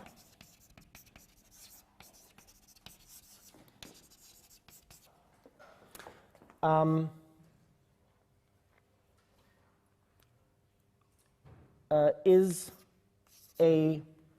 an isomorphism U. Okay, so this for any such principal bundle map, U is an isomorphism, but what an isomorphism is depends on what kind of structure this is. So if they're smooth manifolds, it's a diffeomorphism. The important thing is it's invertible, right? It's one-to-one and surjective. U is, let me write, a diffeomorphism.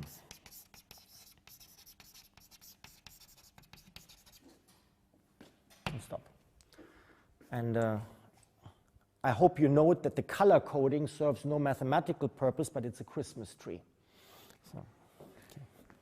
So now let's try to prove this.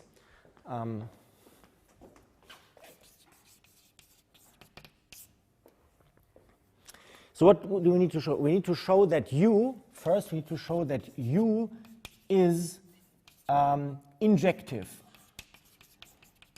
And then we show that U is surjective, and then one can also investigate whether all the constructions preserve the smoothness, and that will also be the case. But if it's injective and surjective, it's invertible, and then the rest follows. Okay, so the interesting part is U is injective. Aha, so now how do we do this? Well, we need to start out with assuming that we have a U of a point P1 in here, and that be the same as the U of another point P2 in here. And of course, in order to show that the map is injective, we've got to show that from here it follows that P1 equals already P2. So how do we do this? Well, we have to take everything. Okay, yeah, my Christmas tree. Okay, so the Christmas tree is a bit too small. So we go from here to P again, and from here to P prime, and then there's U acting a second time. We know that. And here we have the action of a group G, and let's say here we have, again, another action, but of the same group G. The generalization is immediate, so these are two principal bundles for the same group, say. The other thing can be done. And we know, let's just recapitulate what we have.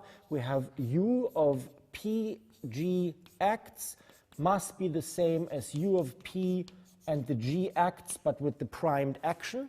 That's one thing. And the other thing is that pi twiddle after U is pi. It looks like there's an F missing, but you see if you have a map from M to M, this means this map from M to M is the identity. We go to the same point. This is supposed to commute. So we have these two properties by assumption. And now we need to use this. Aha, how do we do this? U of P1 is U of P2. Aha. So let me see what I thought about what to do there. Aha. Okay. Yeah. So what we do, we look at the pi of the U of P1, and that therefore is the same as the pi of the U of the P2. But we also know that, hang on a second, pi of the U. Okay, I need to take my notes. It's a little bit involved here. Okay, so, I could have also looked at something different. Okay.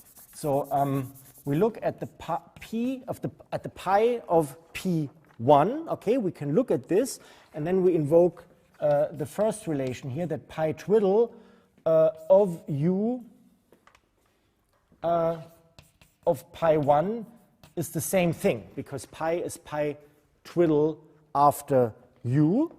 But this is because we have assumed that these two are the same is the same as the pi twiddle of the u of the other point, p2. But that, of course, again, is the pi of the p2. So what have we learned? We have learned that if I have this, if I assume that the images are the same, then of the p1 and p2, then the p1 and the p2, they lie in the same fiber. Therefore, pi1, pi2 lie in the same fiber.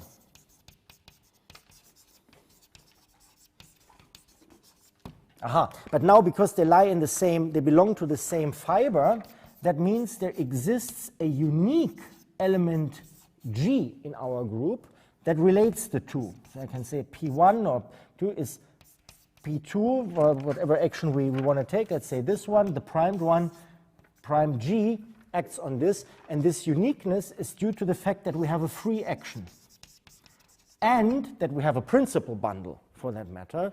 Otherwise, this wouldn't be the case. Okay, so this is this thing. And but then you have that U of the P1 is, of course, the U of the P2, and we have this action here on it. But now we refer to this property that's actually the equivariance property of the principal bundle map. This was just the bundle map, but now that we used, but now we use this principal bundle map guy. And the prime is not good. Okay, let's see. If P1 is P2, P prime G. Okay, we could have taken, no, the prime is wrong. The prime is simply wrong. There is no prime here because we're firmly P1 and P2 both lie here. The prime is just wrong. Don't need the prime here. We have this, exactly. And then we get U of P2, and then now we have the primed action of the G. But now we know that this is simply U of P1, the primed action of G. Why is that? Well, because U of P1 is U of P2, so we can replace those. And now we see UP1, that means the action of an element G on U of P1 doesn't change the element, right? And because the action is free, since the action is free, it follows that the G must be the identity.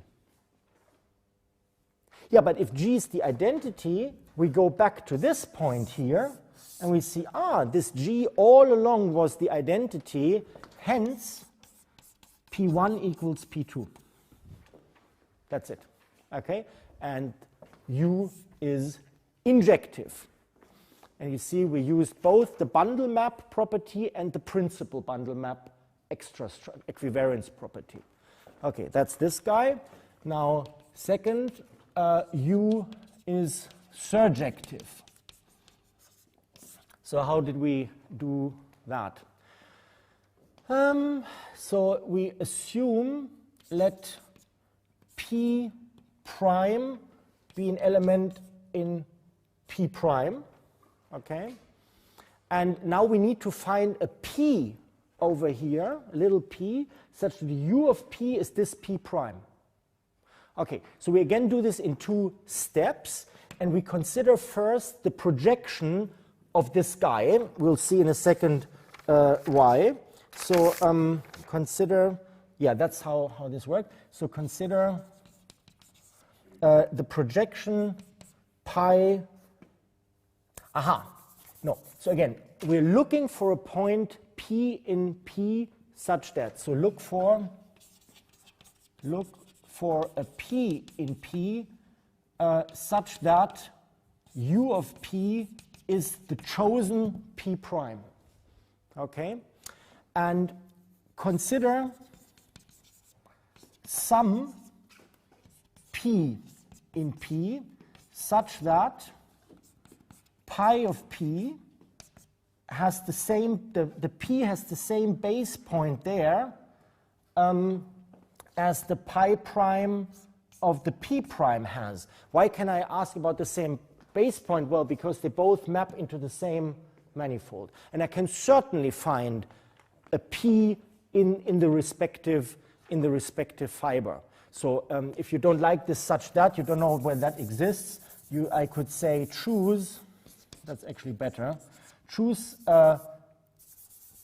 some P in the fiber over that base point. Okay? So I start with an arbitrary P in P prime in P prime, point P prime. Then I project that point down to the base. And then I look at the fiber over that. And that's different because this is the pi prime. This is a prime, this is a prime.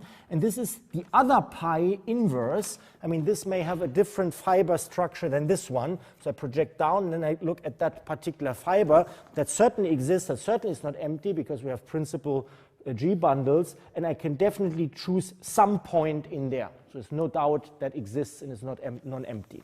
So I take this point there. But then I find that pi prime of u of p, let's see what that is. I wrote pi twiddle here. It's a pi prime, of course. So pi prime of u of p is nothing but pi of p. Okay, so I have this. And pi of p, by assumption, is the same as pi prime of p prime.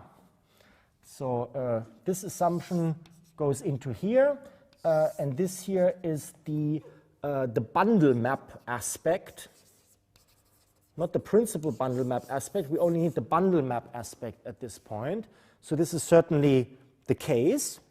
And but therefore, it again follows that this guy and this guy, they are mapped to the same base point, because the pi prime maps them to the same base point. That means that the pi prime and the u of p belong to the same fiber.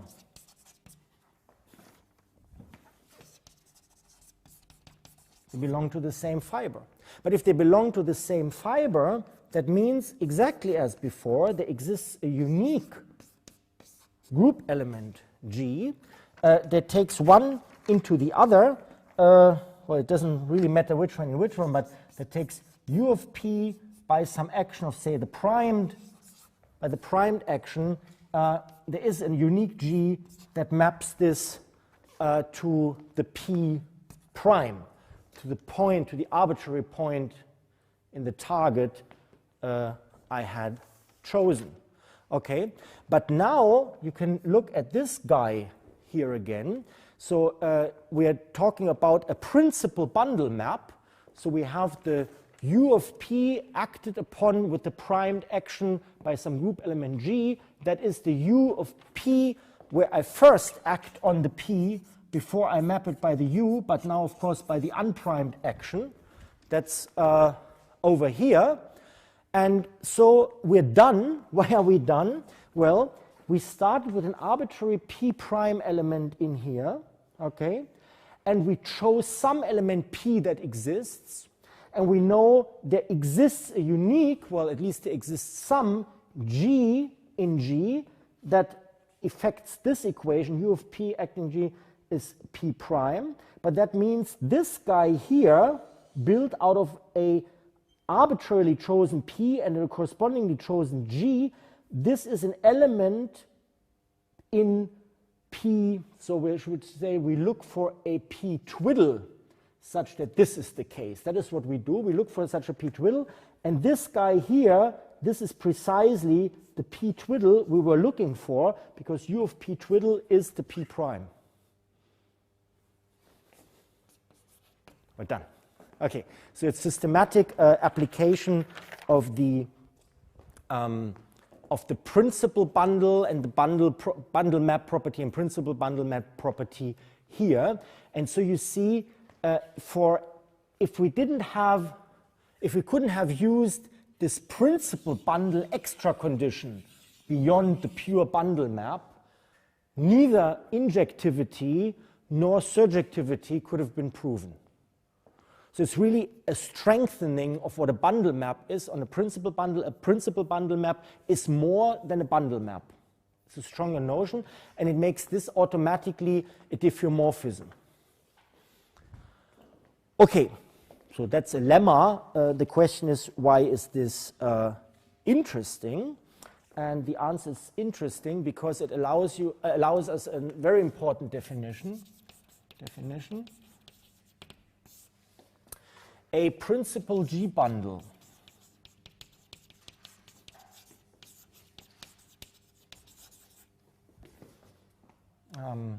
well, let's stick for a little to this complete representation of it. Well, that's a principal G bundle. A principal G bundle is called trivial if it is diffeomorphic, so it's trivial, if it is diffeomorphic, but not as a set, not as, well, anyway, not as a smooth manifold here, the P and this, but not only as a bundle, but if it's diffeomorphic as a principal G bundle,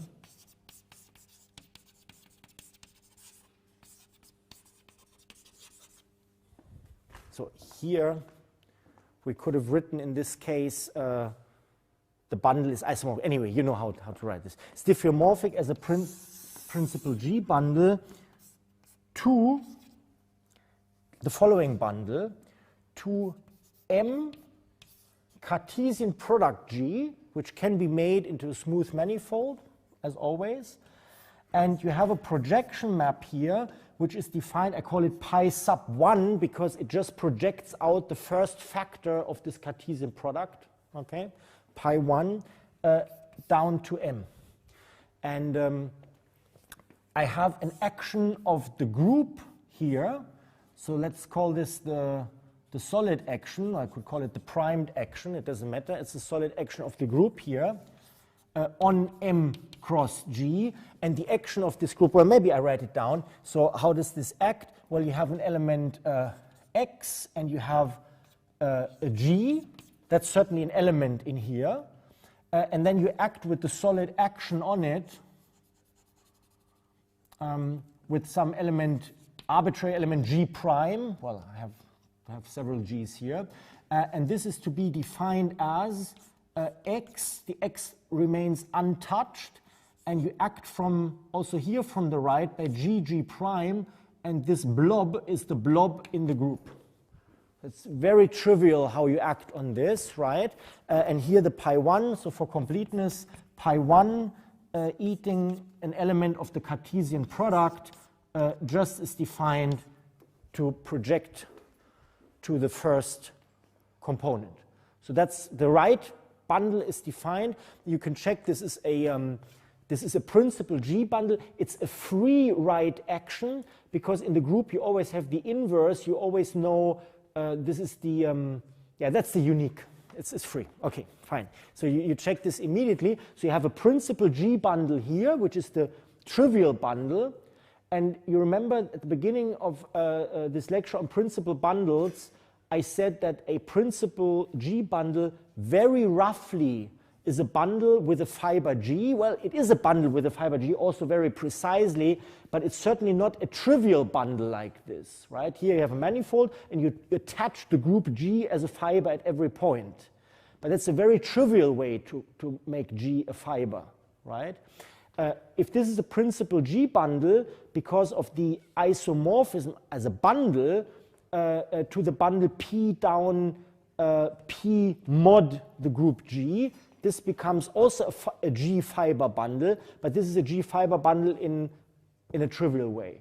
Okay, now the question is, when do you call a bundle, a principal bundle, a trivial bundle? Well, if this is an isomorphism, so if here, well, in order to bring it in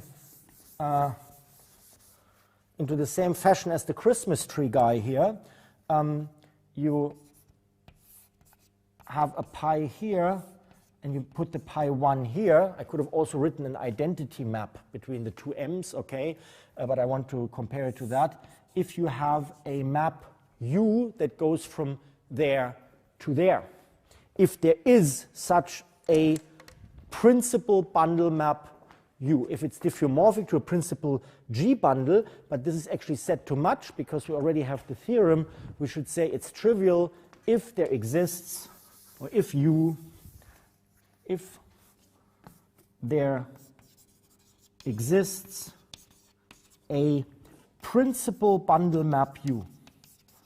Principal bundle map U, like this one. Because if there is such a principal bundle map, it's automatically a diffeomorphism. So we just need to check whether there is a principal bundle map. And again, I emphasize, if we had not introduced the notion of a principal bundle map, one might have been tempted to say a principal G bundle is trivial if there exists a bundle map to the trivial bundle. But that's not enough. We only call it trivial if there exists a principal bundle map, which is a stronger notion. Okay? Principal bundle map. That's this thing. Aha. Good. Good. Now, why are we interested in principal G, in trivial principal G bundles? Well, they're very, very simple. We can think of them globally as having the group just attached as a fiber. Very simple. The question is, how common is that? Is this a strong condition? Is this not so strong a condition? And what does it all have to do with stuff we did before?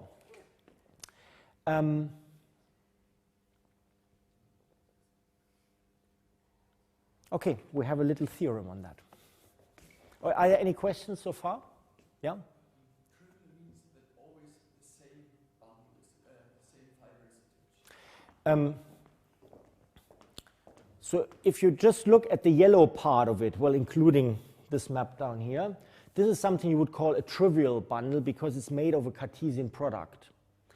So the right side is a trivial bundle, but you call any bundle that's diffeomorphic to it, because diffeomorphic as a principal bundle, anything that's diffeomorphic to it is essentially the same, but as a principal bundle diffeomorphic. So all the structure here just may look more complicated, but in fact it's diffeomorphic to this. Then any such bundle is called a trivial bundle. If it, after an appropriate diffeomorphism on the total space that preserves all the group actions on, if it takes this simple form. Okay? That's the idea. And that was the same with bundles before. We said a bundle is a trivial bundle if the total space is the Cartesian product of the base space with a fiber. Okay? But the fiber remains to be the same for the whole space. That's right. But okay, so you can say, why is this at all possible? Well, it's at all possible because before we saw, or we rather defined, okay, so let's extend this picture. So the blue one is only due to your question. You have a map from P to P. No, from P to P, that's right. That's another map U. Well, let's call it U twiddle. Another map U. And down here to P mod the G that appears here, mod G, okay, with the corresponding. So that's the orbits or the equivalence, the set of equivalence classes, the quotient space. This is the quotient space map. I don't know how to pi twiddle. And here you have an F twiddle. Okay. We said this being a principal fiber bundle, that's the assumption, this white guy being a principal fiber bundle was actually defined as there being now a bundle map to this bundle. Remember that? There was a bundle map to this bundle where this appears down here. Now, but this, because this G acts by a free action on this guy, so on here sits the free action that we already have. On there sits the free action. Okay, so it should also be blue. They should all be blue. Okay? And because this is a free action, it means that this entire P was, in a sense, foliated into lots of orbits. Okay? But each fiber is isomorphic. We also, I think we mentioned or even proved that, is isomorphic. So in our notation of a fiber bundle, this thing is a G fiber bundle. So the blue guy is a G fiber bundle. So this principal bundle is a G fiber bundle, meaning at every point there's the same fiber. Hence, it makes sense in the first place to ask this. This was now going back all the definitions. But Yeah. we just can think that principal fiber bundles are isomorphic to some cross bundle. Cartesian product. No, not everyone, but if it is, if there exists a principal bundle map U, if from the white guy there exists a principal bundle map U to the yellow guy, where this really should be yellow, right? And this is half white, half yellow. If there exists such a principal bundle map, only then is it trivial. And of course, not every principal G bundle is trivial, otherwise the definition, I would rather formulate this as a lemma, not as a definition for an extra property. Okay? So we saw there are principal bundles that we classify as trivial bundles, and the question is, when is a bundle trivial? And finding a diffeomorphism or finding a principal bundle map, that can be tricky. How do you show it doesn't work or whatnot? So it's good to have a criterion. In this case, it's a sufficient and necessary criterion. We have the theorem. A principal bundle, a principal G bundle,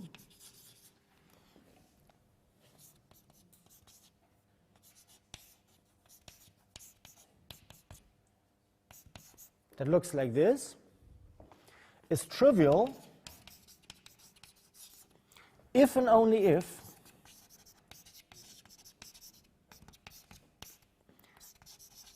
there exists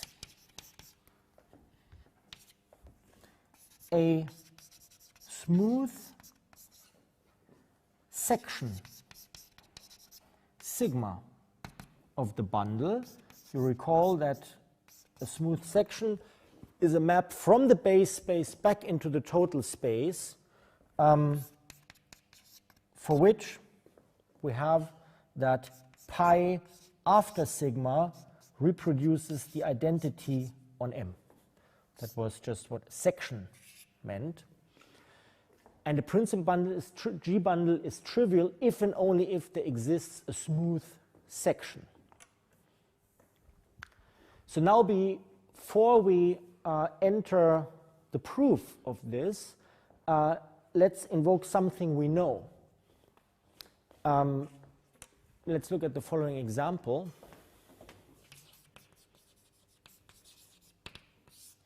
Say M is the two-sphere,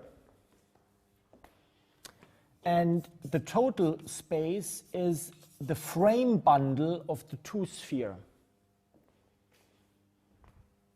Because the frame bundle is a principal bundle, a GL2 principal bundle, that is P down to M and so on, is a GL2 principal bundle,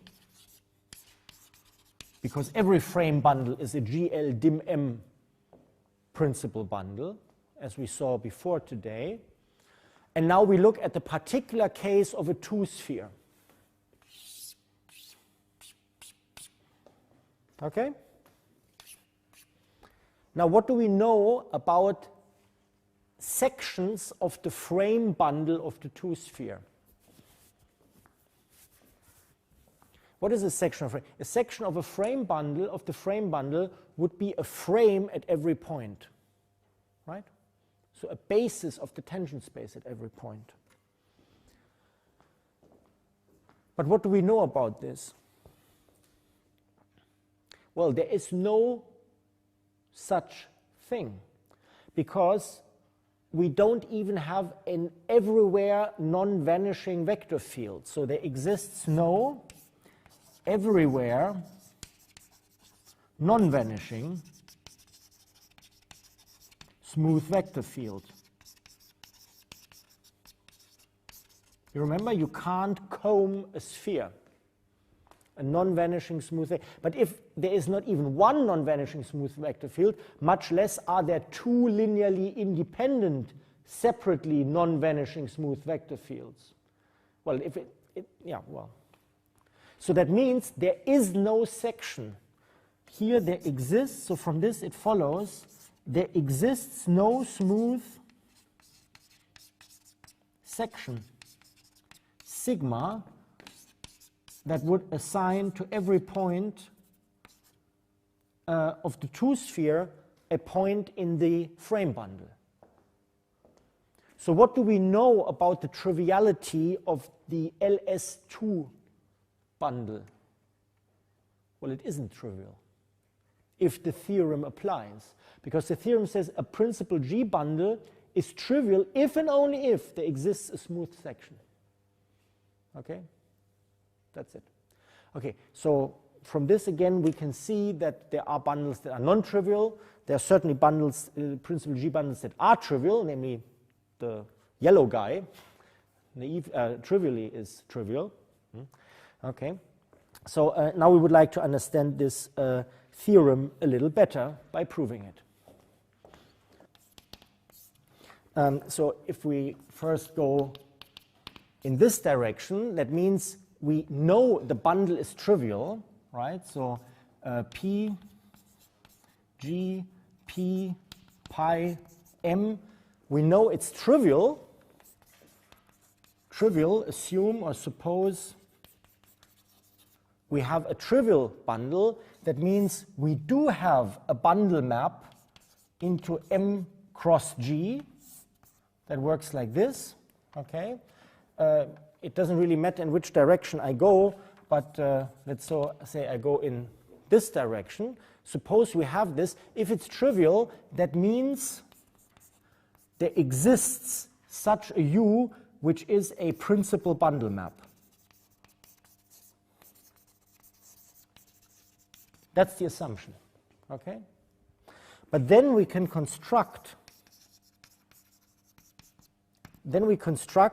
a section sigma from M to P by virtue of letting sigma of x is defined as, well, I go back here and I take the point x which the section takes, and I simply substitute the identity of the group G over there.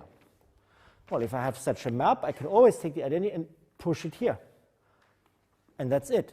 And this guy is a section, because if you now apply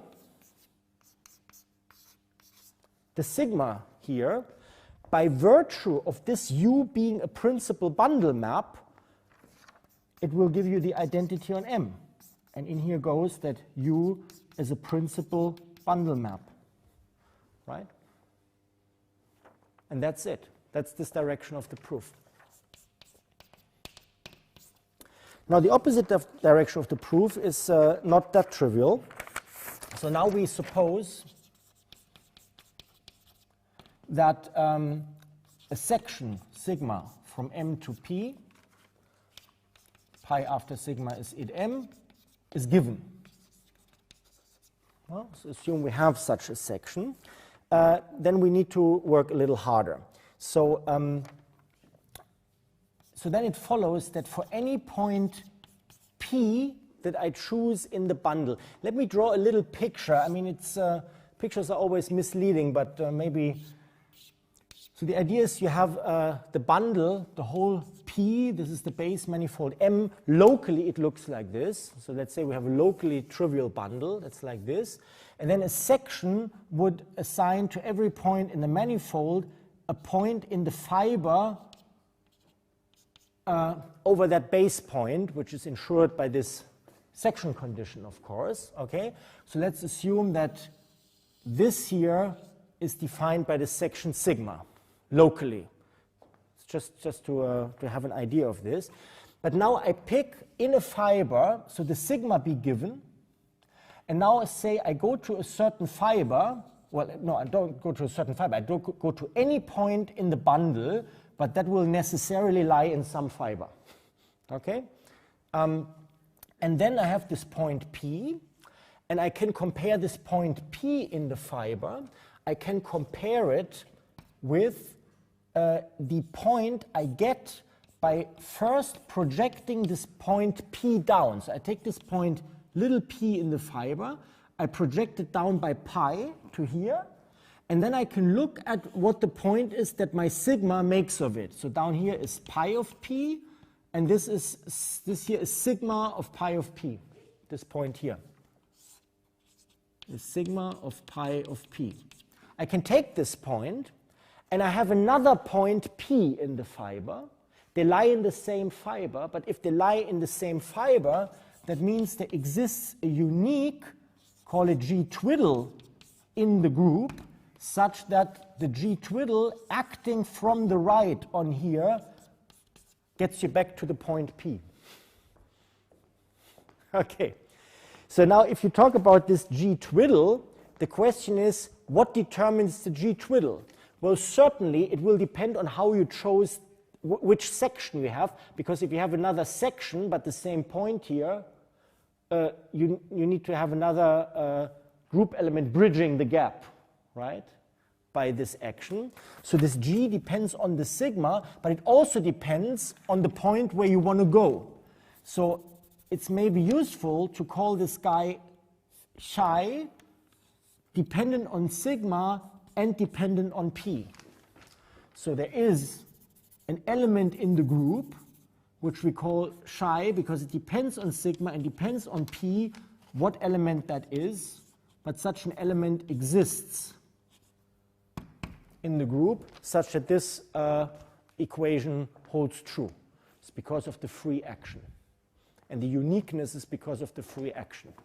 Okay?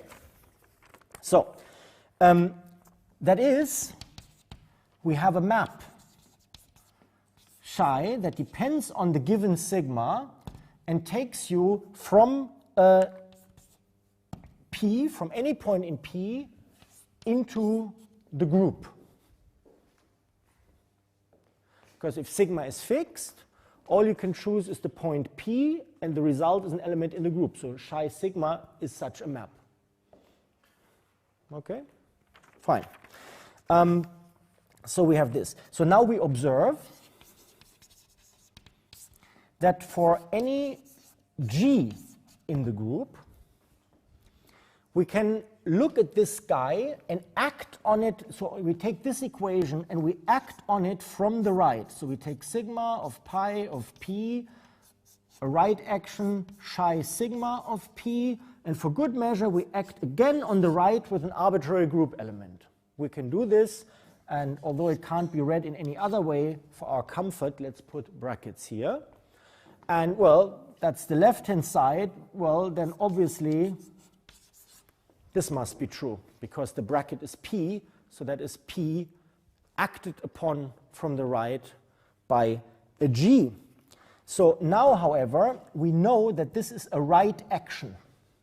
And because this is a right action, we know that this left-hand side is sigma of pi of P acted upon by this group element geblobbed with this group element. This is simply by virtue of the triangle here being a right action. Okay, and now this right-hand side, however, the P, the G acts on there.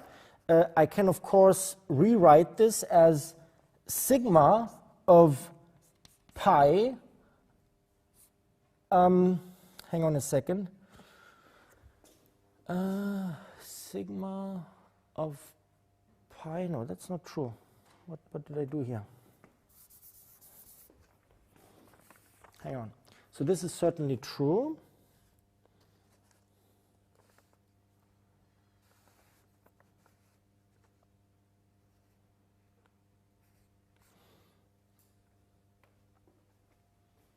Aha.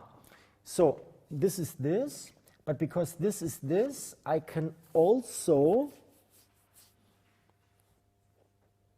okay, so let me write down this left-hand side in yet another, but hang on, can that be the thing I want to do? I'm sorry. I want to get the G out.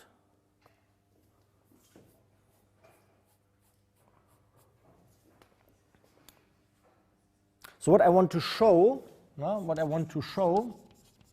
is that X sigma applied after I act on the P is the same as chi sigma P and then geblobbed with the G. Okay. So I have this. Now, certainly from up here,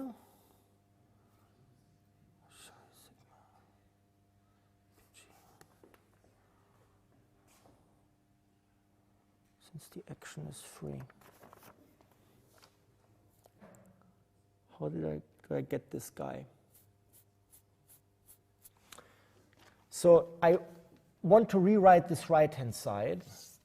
Now this P is this guy. So let me just repeat this, but then modify it, of P, and on it acts a chi sigma of P, and on this acts a G. That's just a rewriting of this side, okay? We did this before, and it goes to this, but this guy can also be written differently. What happens if I have a P, and I act on the P by a G?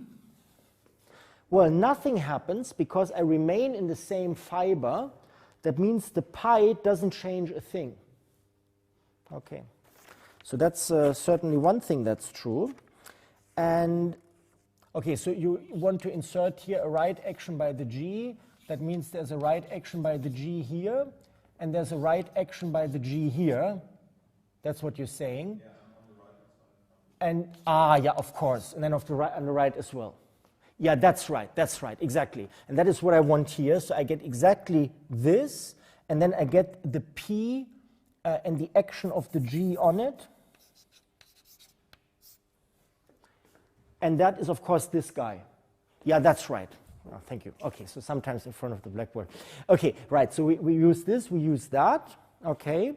But now we have this, but this guy here can be, again, sigma of P of pi, because we remain in the same fiber, so we stay at the same base point. So that means in total, we know that this guy here equals, because we go via this equal sign, equals this guy here. Okay, agree? Okay, so let me write it down again. So this means that sigma of pi of P acted upon by X sigma of P blob G is the same as sigma of pi of P acted upon by chi sigma P acted upon from the right by G. Now, this here is just a point in P, in capital P. This is the same point. And we have an action of a group element on it, and the action of another group element on it, and it acts on the same point, and the result is the same. Now, because the action is free, this can only mean that the two group elements are the same. So because this action is free, yeah, thank you, that was, yeah, I didn't see it. Just use the definition again. That means that the group element chi sigma of P blob G ought to be chi sigma of P action of G on the right, and this is what I wanted to show.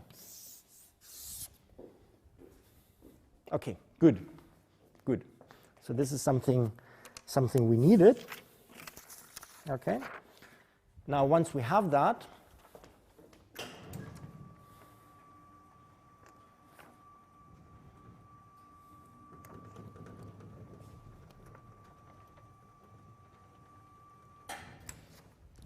So now we're in a position, starting with this section, we're in a position to define. Now we can define, we can start from our principal bundle. And we can define a map U that depends on the given section sigma, because in this direction the section is given. And we can construct a U to over here, right? Such that the U is a bundle map, because once we have that, we have established that the whole thing is trivial. And we define the U sigma from P to mg, m cross G, as the map that takes a point P to, well, where can it take it? It can take it to the projection of the point P, and we have a map psi that takes us from P to the group. Well, we'll simply invoke the just constructed map with that property we'll need in a second here, and this will certainly be an element of M Cartesian product G. So we defined a map from this set to this set. The only question is this a bundle map? And if it's a bundle map, is it a principal bundle map? Okay, so we constructed such a thing still to show U sigma is a principal bundle map. Because if it is, according to our little lemma, we established already the diffeomorphism, we established this is a trivial bundle. Okay? So is this a principal bundle map? So let's first check whether it's a bundle map. A bundle map, we need to check that the pi 1 here, so we need to check that pi 1 after this U sigma is the same effect as the pi. You remember? Down here the stuff, that's the bundle map business. Okay? But this is obvious because the pi 1, I first apply the sigma, and then the pi 1, it projects out just this part, but that's of course the action of the pi. It's trivial. That's like this.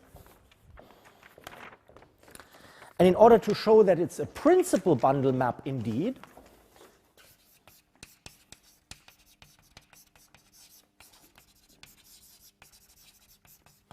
we need to consider what happens if our U sigma acts on a P and how that relates to the action with the G, because we know if it's a principal bundle map, then that must commute in a sense. You know, we must be able to pull the G out here.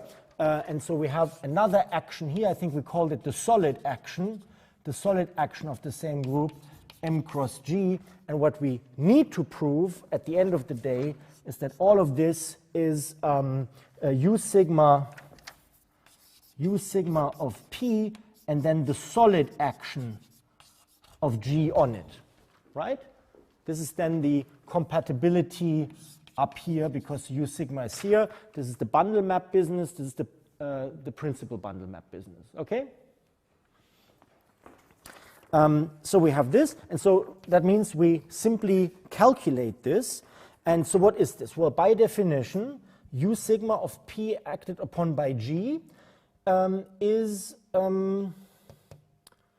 pi of P acted upon by G, comma, x sigma of P acted upon by G. This equals, here, we stay in the same fiber because we have a free action and principal bundle, This is a pi of P.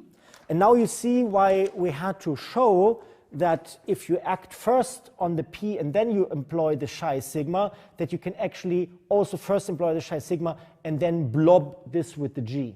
This is why I had to show this before.